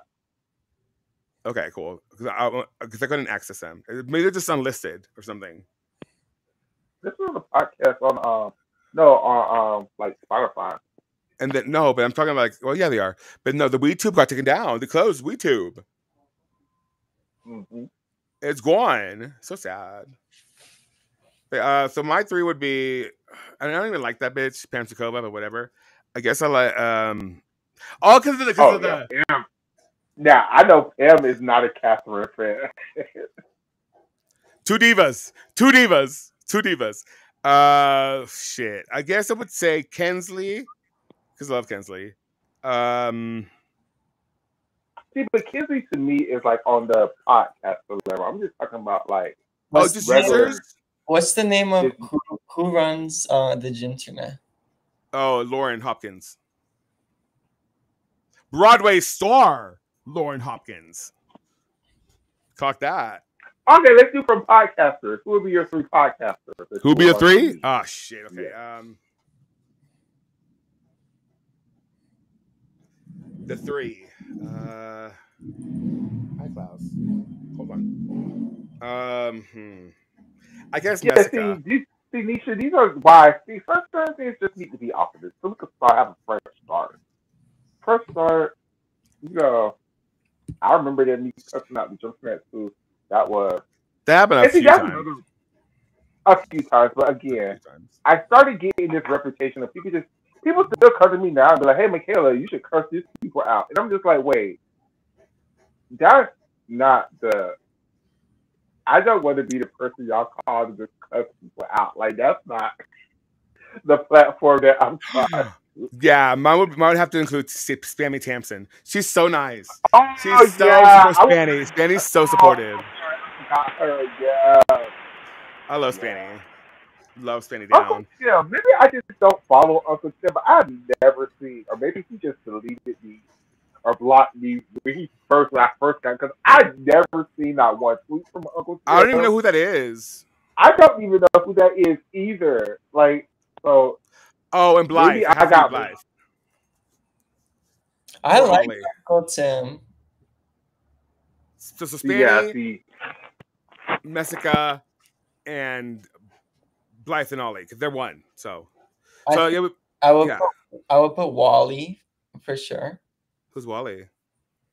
Oh, yeah. That's see, Nasty. again, these are people with channels. I'm thinking of like regular people. Who's Wally? He's the Soviet gymnastics connoisseur. Oh, did not know him. I would love to follow him. You definitely should. It's great. Send me the You don't know who that is? No, I don't do that. I don't follow Russian anything. Oh yeah, he's definitely. Yeah, I don't do that. 100% Russia, 100% all the time. So no, I should not follow that. Uh, I'm sorry, like, okay, until Putin's mistress, I was gonna call her that bitch. well, but until if Putin's it mistress, helps, he doesn't follow like current Russian gymnastics. He mostly talks about like old school Soviet. oh, is that gymnastics. yeah, I know, yeah, I like him. He's cool. Yeah, I do follow him. I subscribe to him on YouTube. Yeah, he's cool. The TSOVGC, yeah, he's cool. Yeah. Is that Wally? Friend to our show who's trying very hard to get on this show, but he just is acting so elusive. He's trying hard to get on the show, or we're trying hard to get him on the show? I'm trying hard to get him on our show. I asked him a while back. He said yes, but like I never followed up. I don't think.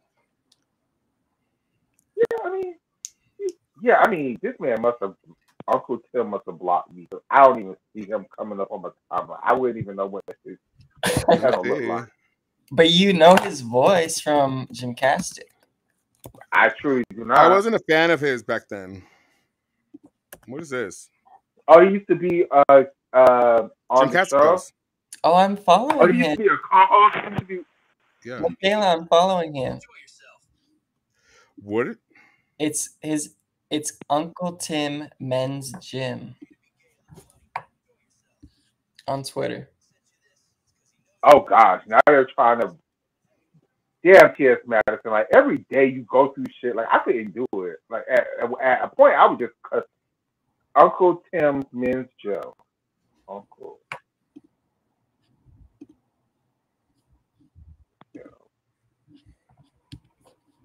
Is it one word?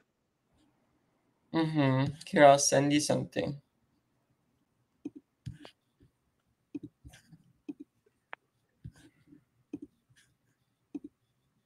Oh my god, I'm so over this new keyboard so I upgraded to that iOS 26 or whatever the fuck. It is. Oh my god, don't do it. Like it's just I don't like the keyboard on it. Okay, yes. I found it.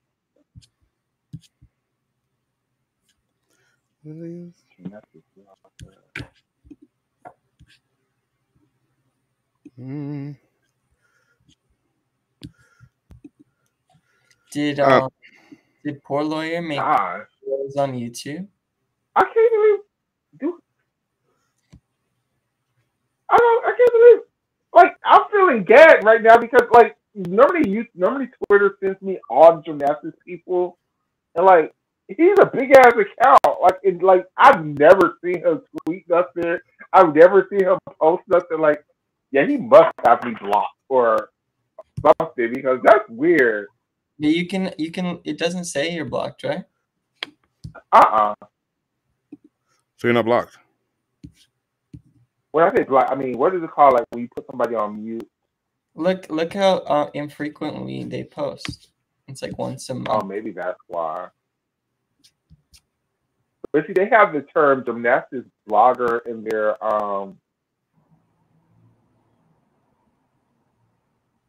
thing, and most of the times when they put gymnastics.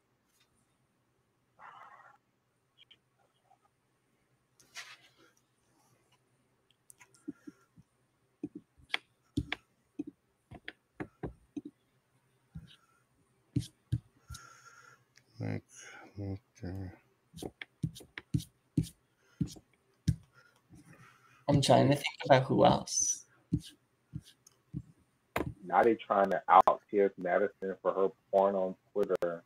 Like, if y'all don't know T.S. Madison was a porn star, I don't know what the hell to tell y'all. Like, that's so on. Packing. What's And she that? don't even like her sites are still up. Like she still make money from that shit. Like I don't know why y'all Those residuals. trying Oh to yeah. call her out. Like no, she wasn't just a porn star. She was the The black porn star. transsexual porn star. Like she wasn't Yeah. just a porn star. She was the porn star. Like Preeminent. Yeah, we were actually. Well, I can't say anything. I'm not gonna say anything about that. I'm gonna keep it a secret. I'm gonna keep it a secret. Not the porn, just something else. That's pretty much all I have. Oh, the three. Okay, Spencer, Jessica, that's one. You have a show together, that's one. Spencer, Jessica, Spanny, but she doesn't really podcast anymore. So I guess Kensley, and then us. Sorry, sue me.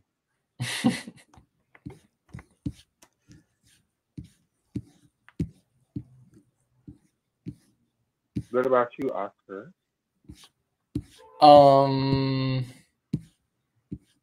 I like Wally, and I like. I gotta change mine because I'm just using Twitter, but I have so many people from Instagram that I would want to meet. Oh, do you know what they look like, or do you just like what they post? Yes, I know what they look like. I would want to meet them. Ooh. I know their name. I shouldn't call. Well, their name on Instagram is. No, is. You know what account I'm thinking of, Oscar? What? You know what account I'm thinking of? I do? I'm asking you. On Instagram? Yeah. It could be a bunch. What do they The one look? I showed you his picture.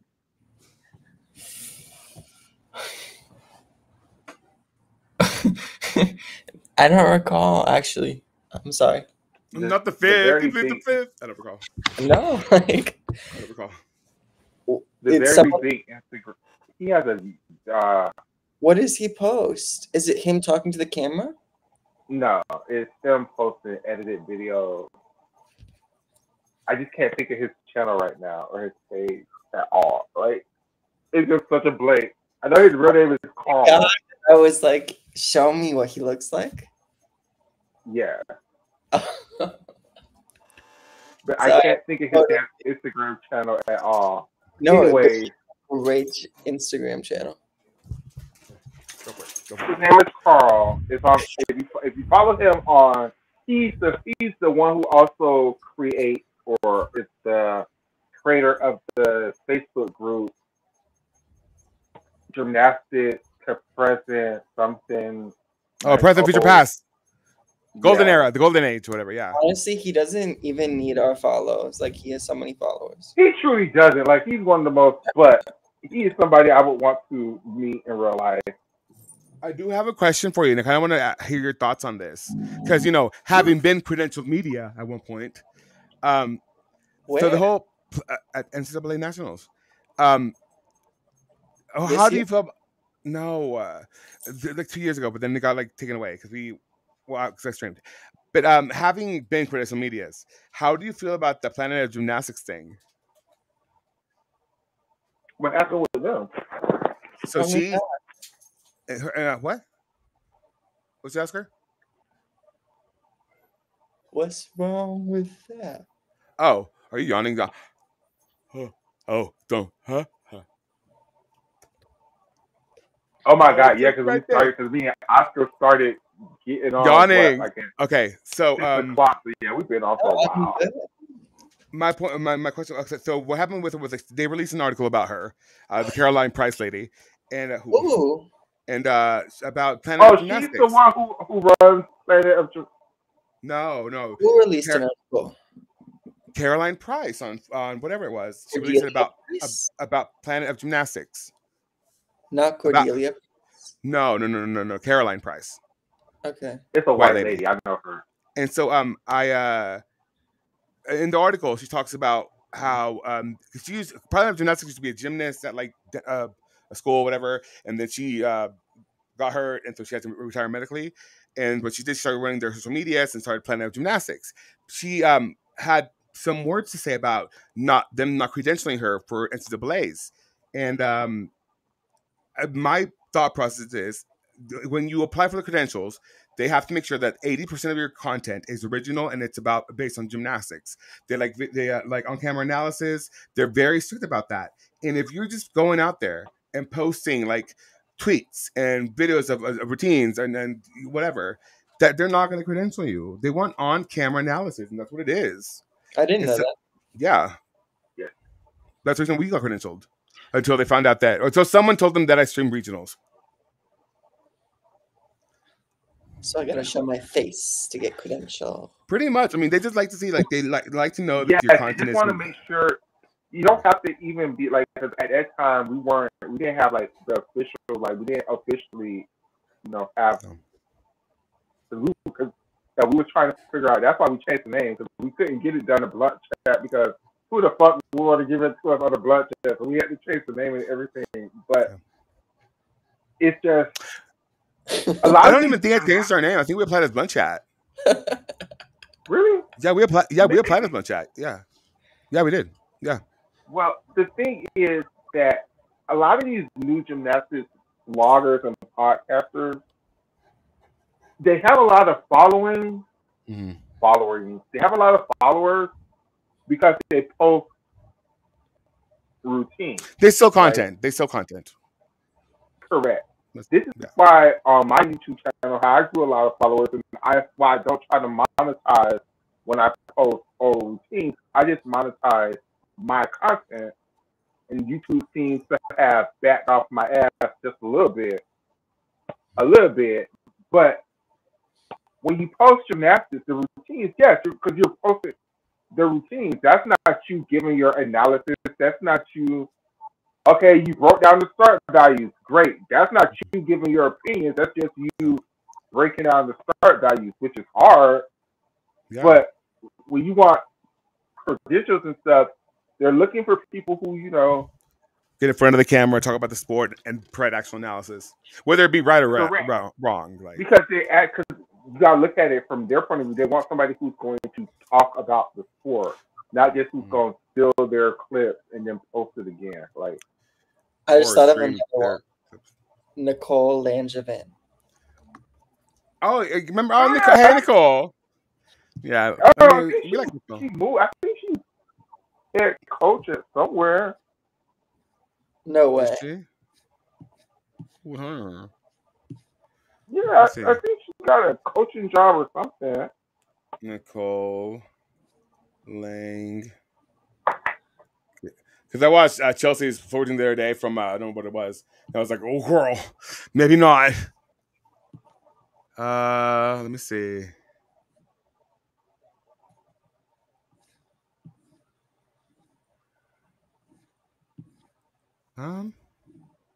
Where is what makes you think? Let me see.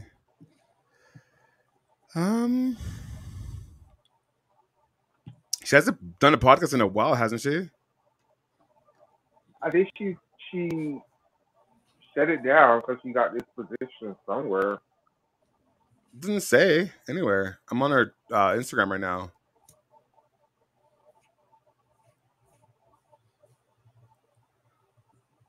Yeah, no.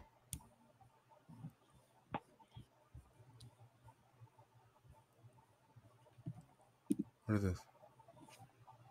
Yeah, no. Yeah, but she hasn't covered this NCAA season at all. She posted on Twitter on June 13th, 4 days ago. What'd you put? A video of kids, but then Fantastic. The post before that was in January. Huh. Where's our girl? Did she go missing on us? You look on Facebook, because I know she used to post a lot on Facebook. Let me check. I don't really get on there. Let me see. I just like post shit on there. Oh, yeah, my grandma died. Your grandma died? Yeah, like last week. It's very sad. Oh my gosh! I'm so sorry. I'm It's okay. sorry.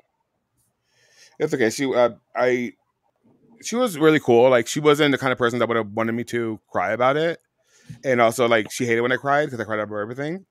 Also, she was very quick about things. You know, very methodical. Like, if something happened, like, she wanted it over and done with. You know, like, yeah, like parties and preparations, sure, but like if it's like something like bad and tragic, over and done with, gone. So I feel like, one, I'm very jealous that she doesn't have to deal with World War III, and two,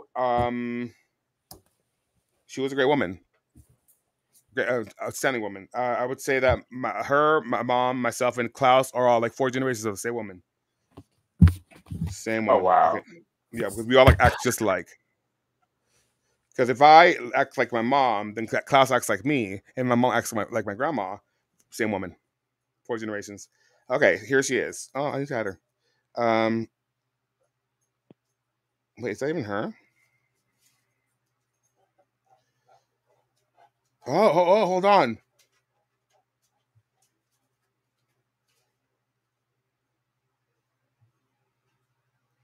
Yeah, Oh my she got a god. new job. Oh my She god. started a Oh my new god. job at Gymnastics New Zealand. She did. When was this, bitch? Oh, she posted a huge letter on Facebook. I'm not gonna read it all because goddamn, bitch. March She's. 21st. Put it on the screen. Hold on, it's on my phone. Hold on.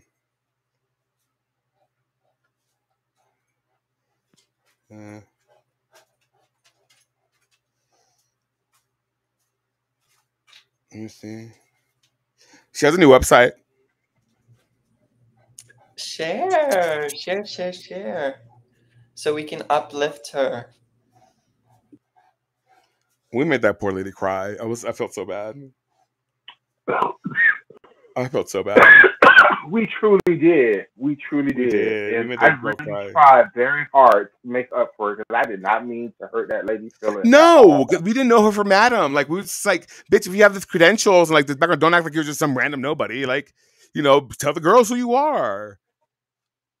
Because you're like, oh, I'm just a normal person. I'm just with my friends. Like, no, girl, you're an NC. Like, you work for USAG. You go to congresses. You choreograph for people. You know the girls. Like, don't just be like, oh, I'm just a random nobody. Like, come on.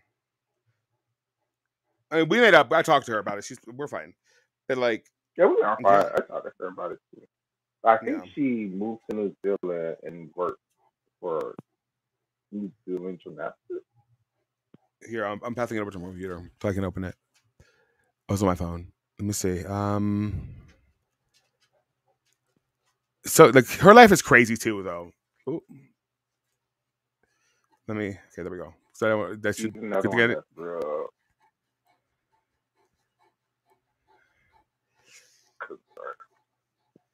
There it is. Is she really conservative? I think most of the gymnasts are conservative. Okay, I'm gonna read some of it, not all of it. I'm gonna skip around. I want to take a moment to express my deepest gratitude to everyone who has supported and been part of the growth of precision choreo and camps in my gym judge over the recent decades. From the very beginning, so many of you have played pivotal roles in shaping this journey, and I'm forever thankful. To Alicia Sacramone Quinn, you were there from the start. You took a chance and helped catapult this business into reality. To Chelsea Memo, your trust and energy were instrumental in growing my gym judge to a recognized and respected brand. And Shira Lewis, your drive and passion have been the constant source of inspiration. Your contributions, sacrifices, and unmatched dedication have energized me to keep moving forward all this time. Thank you.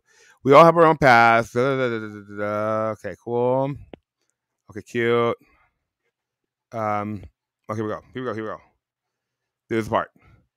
And so this is the official announcement that I will be reemerging as a solo artist, girl. This is not an ending but a new chapter. Over the past decade, I've turned down personal opportunities because of the demands of the businesses. While I have no regrets, I'm now excited to explore what I can accomplish as an individual. I've realized what I hope everyone should realize is I am enough. For so long, I've tried to become the expert I envisioned for myself over 20 years ago. Now it's time to step into that role fully and confidently. Charging less, kill. End up work with tumble track and inside gymnastics. Kill.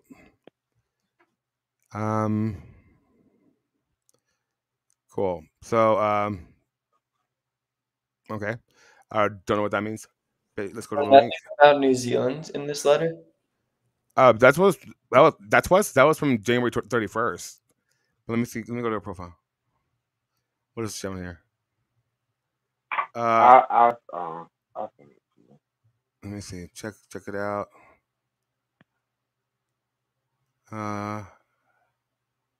Judges. King of the Summer in Coventry. Yeah, she's still there. And she's in Coventry. Okay. Oh, it's at Dunn's Gymnastics. I think. Oh, yeah, Gymnastics New Zealand. There it is. In March. Yeah. So I guess she's just there now. I wish you well, Nicole. Yeah, I wish you well. Hopefully you're able to take that failing program out of its misery into like prominence again. They deserve it. They're great gymnasts. Girl, I could have done the website way better. This website sucks. Oh God. It's not good. Don't hold back. Okay. It just doesn't really work for like it's too much. Like, why do you have like 30,000 fonts? So you have this one already, right? Then you have this weird Comic Sans like font. Then you have the Learn More font. Like, honey, you don't need all these fonts. Just use like 2 at most.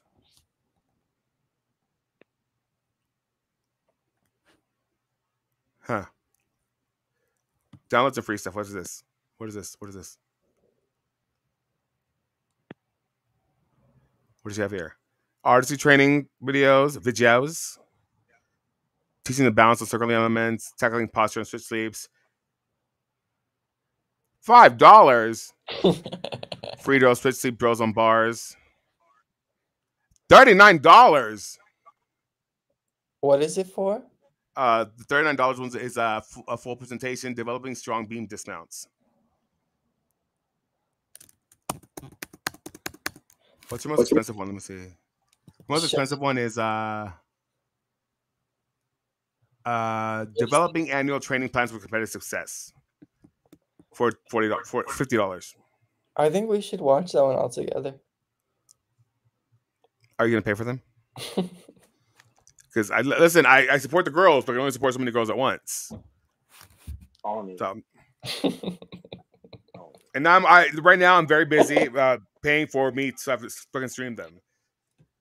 Which, by the way, I'm gonna get my money back from European Championships. So fuck you guys. That was some fuck ass shit. $45 fucking what we gave us. Oh, I'm pissed. Oh, I'm pissed. Oh, I'm pissed. That's all I have. We've been on for 3 hours and 41 minutes. Well, you guys have been on for 4. Guys. Hell, we've been I've on loved every moment. 6 hours of change. I'm tapped out. Yeah. And with that being said, you guys, this was a wonderful podcast. We've learned so much about HBCUs.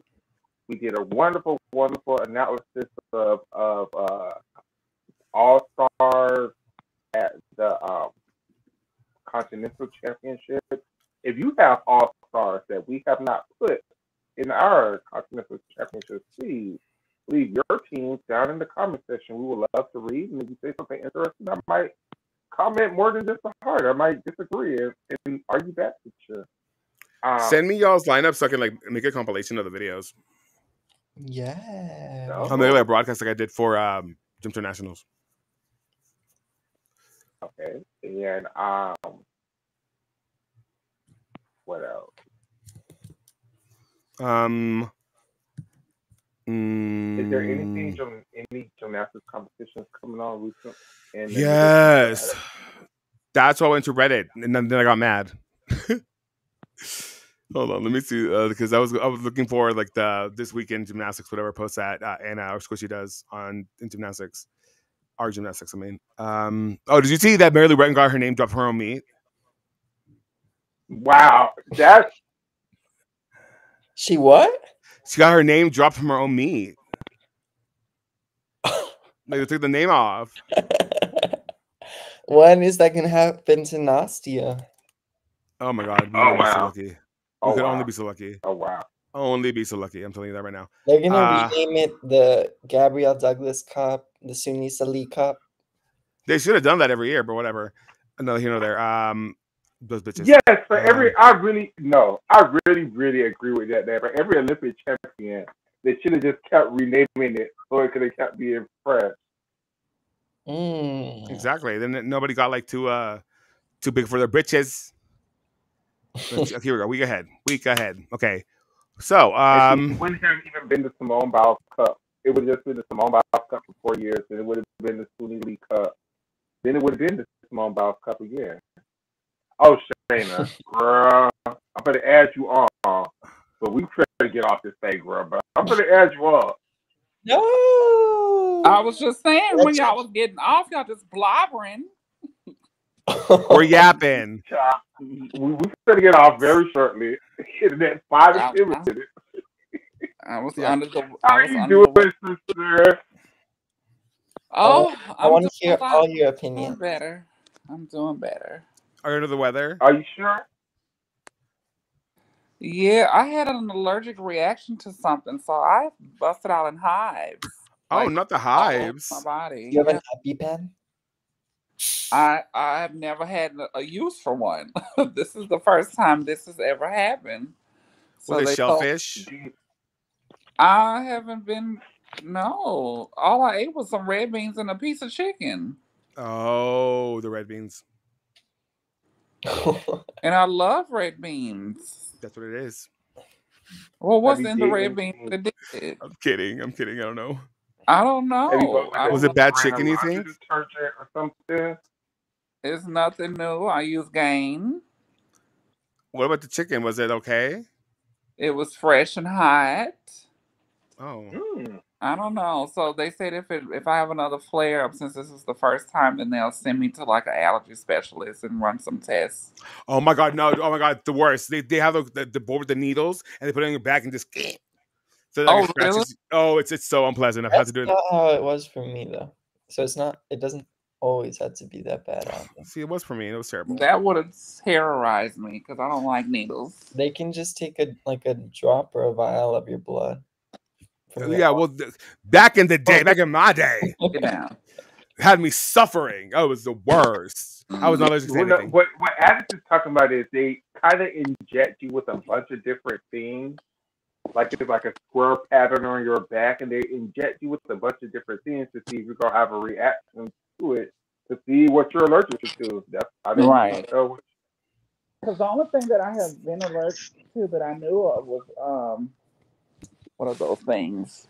Legumes. Walls. Cats. Walls. Oh, walls. Walls. Mm-hmm. Like walls. No, the motherfuckers that will bite you. A wasp? Like a bee, a wasp. A wasp! Oh, it was like a wall? It will sting you. Oh, like you're allergic to walls? What? Fascinating. Other than that, I've never been allergic to animals. I've never been allergic to seafood or anything. I'm allergic to my little brother. That's my allergy. Seafood? Yeah. But it's weird. It's like I don't know what nuts. Legumes. I've never known. I don't like nuts, but on a man, but same. Did you have peanuts? I like all nuts. I like peanuts, walnuts. I like peanuts and pistachio. Walnuts. I don't like none of that. Oh, I love that. Oh, you don't like nuts, Shayna? At all? I love all nuts. Oh my god! And legumes. I like nuts too. I like nuts too. And legumes. Y'all don't even know the difference, do ya? I'm gonna have to go back and watch the discussion earlier with the people from the HBCU. Yes. Oh yeah, that was actually good. I guess we're going to do this every Tuesday for the next couple. I guess I was uninformed of this, but I guess so. Me too. And they were too. Yeah, we haven't talked about like the next week one, but I guess we are. So there's that. Go to hbcualliance.org to help donate. Go to Michaela's PayPal to go donate to her or Cash App or any of us, Oscars or Shayna's. And maybe have an opportunity for the fans to ask me questions. Like, I know they're asking questions in the chat, but I mean, if you're asking people to donate, you better not better. I'm so sorry, that's the wrong thing. You should be willing to answer questions from the people you're asking to donate to you. So I want them to be willing to let the fans, come on the webinar and ask questions. I mean, that's well, yeah, they have. They just want to be able to get like all the people's information or whatever. Like if they come to watch the webinar, just so they can like send out emails and email blasts and things of that nature. It's a big ass spider. Oh my god! Oh, never mind. Oh yes, I'm so sorry. How we keep getting caught up at it. What's the next competition coming up? Oh my god! Right, it's Tashkent World Cup. It's Tashkent World Challenge Cup. Qualification starts on Wednesday and Thursday. We're 1 week away from the American Classic. We are. American Classic will be the 26th and 27th. And then are y'all gagged? It's gonna be Alexi Vice return to Elite. Lexi Vice. Is she a local talent? You better get the difficulty because the form is not there. Yeah, that 1.5 was crazy during the season. I'm like, what happened to your vaulting, girl? She had a nice DTY for a while, but now it's just like, She did downgrade? She did a 1.5 in college, and it was not great. Should she downgrade? Yeah, to a 1.5. She had a DTY. Should she downgrade to a full? I would like to see her do a pike 1.5. In Elite? I think Oscar's talking about for Elite. Tuck the 1.5 all the way. Just completely tuck it. Oh yeah, she can do that. Like what was her name? The one girl at OU? If she's gonna tuck it, she should do a double.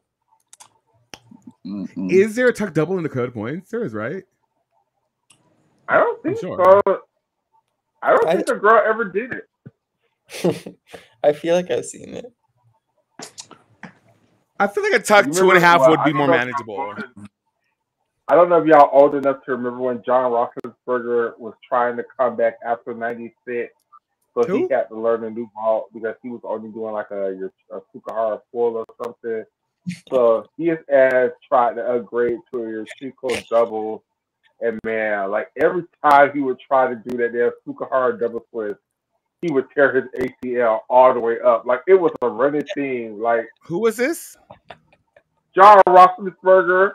Is he a local talent in the dev program? They hired him to do a little yang around the ESPN during the NCAA season. No, I never heard of her. He just went to the Olympics 3 times. That's it. Does he own a summer camp, perhaps? He went 3 times. I didn't know that. In his mind, yeah. I thought he did go to the Olympics 3 times at it. Sure. Well, he went in a time when the U.S. men were terrible, so. And it's also that was in the fucking 80s, and it's now 2025, and he still has a job at ESPN. I mean, the 90s was his era, but it's all Greek to me. He made 92, 96, and 2000. He paved the way for this. And didn't win not a damn medal either, huh? Not one. I mean, that was the story for USA Gymnastics for a very long time until recently. What's his name? When did USA Gymnastics win a medal when Russia was there? What was his name? Jair. He won a medal, didn't he? Jair Lynch won a silver medal in '96. Yes. Yeah. This John Roethlisberger guy is he a rescue? He was their best gymnast. This John Roethlisberger person here is he a rescue? If he neutered. Anybody know what happened to Blaine Wilson? What he doing with his Oh my God! Michaela told me the story. Wasn't What it JC story? Phelps that dated him and Brett McClure? But that wasn't Blaine Wilson that you're thinking of. That was Jackson Gatson. It was Gatson.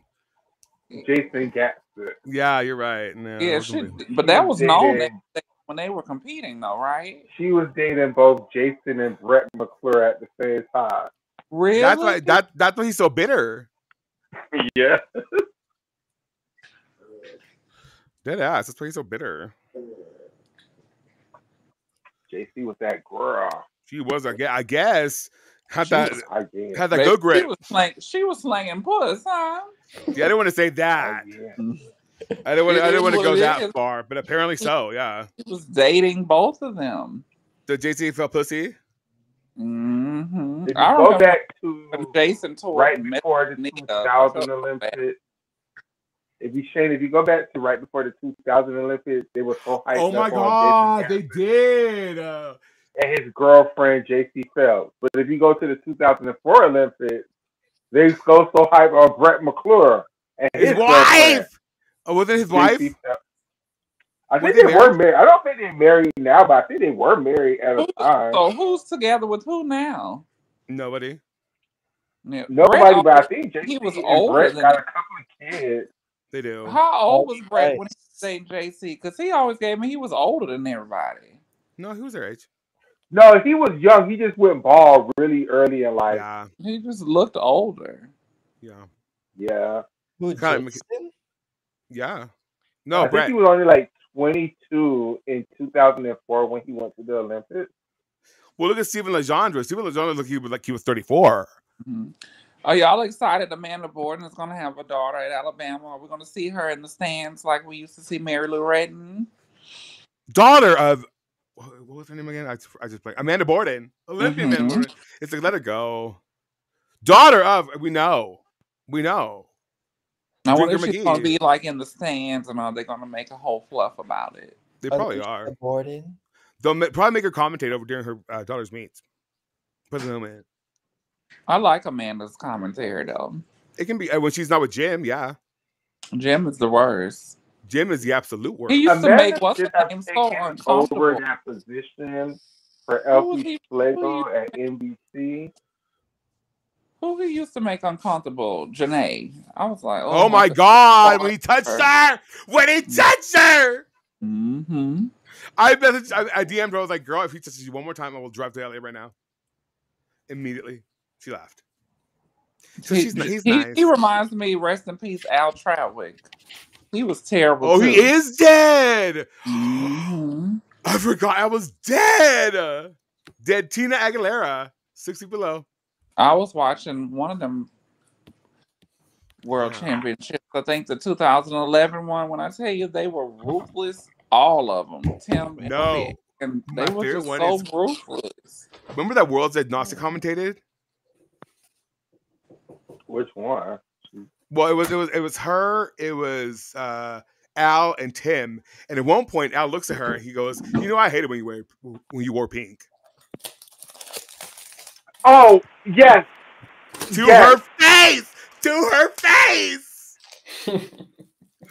I was like, and unprovoked. It was totally unprovoked too. Oh no, because he was talking about I remember the conversation. He was talking about it was at the Olympics.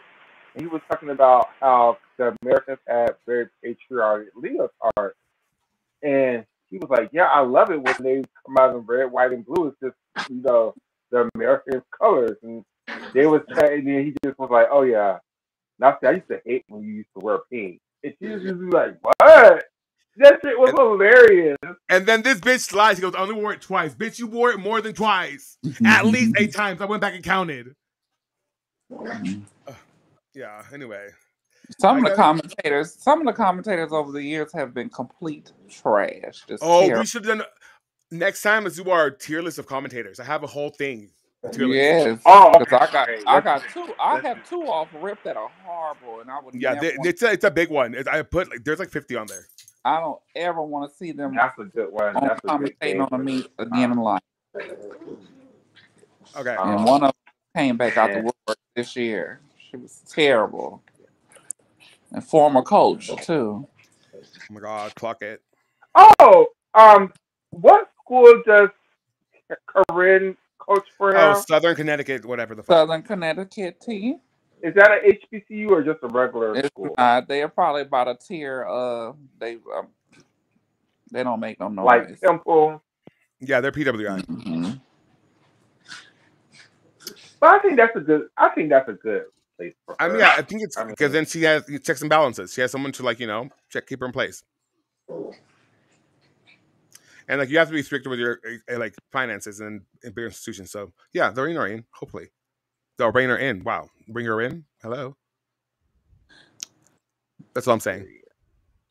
now with that being said, I'm tapped out after 6.5 hours of being with you guys today. Yeah, Please go back and watch the show. Now, for these long ass shows today, I can't promise that it's gonna go up on Twitter, but it's up on Hey, YouTube. it's on my Twitter. It's on Addict's Twitter. Yeah, So I'll just tag we you in it. love you Whatever. all. I guess now we're stuck on. I'll see you guys next Tuesday. We'll do a show before Tuesday. Well, maybe not. I'm not sure. But When are you off next? So I can bother you. this is gonna be a hard week for me because people are going out of town for their family vacation. So basically, I have to work for the next 6 days straight, Ugh. all afternoon. So I it's will gonna call be. in a bomb threat. This is why I wanted to make sure I did a show today because I know it's not gonna happen for a while. It's not gonna You let me know. happen I for a will call in a bomb threat. while. Yeah. But unlike tomorrow, because normally I work in the morning time on Wednesday, so I'll have to go until 3 tomorrow. So that's why we're here extra late. So Yeah, there might be qualifications. Let me tell you what time the Tashkent World Cup is, or World Challenge Cup is at. So it'll be on for sure on Friday at 5:55 a.m. Oh my God, coming now. Yeah, and so qualifications should be around that same time, maybe earlier. I mean, I get the Americans. We don't have the American Cup anymore, but we gotta have at least one or two of these. We need to have at least one World Cup in the USA and at least one World Challenge Cup in the USA. Yeah, and if you're into rhythmic, there's a rhythmic junior world championships on Wednesday, tomorrow. You can watch that Oh, on Eurovision Sport.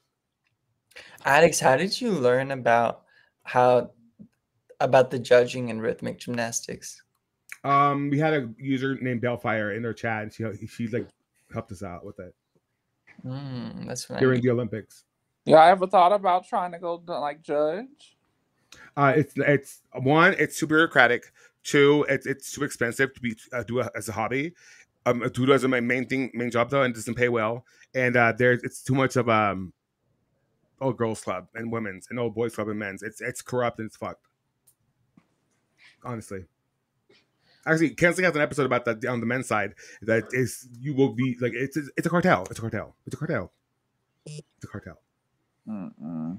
Yeah, it's very corrupt. So. and with that being said, the cartel of We Love Gymnastics / the Love Gymnastics podcast has come to an end because I'm about to fall asleep on y'all asses.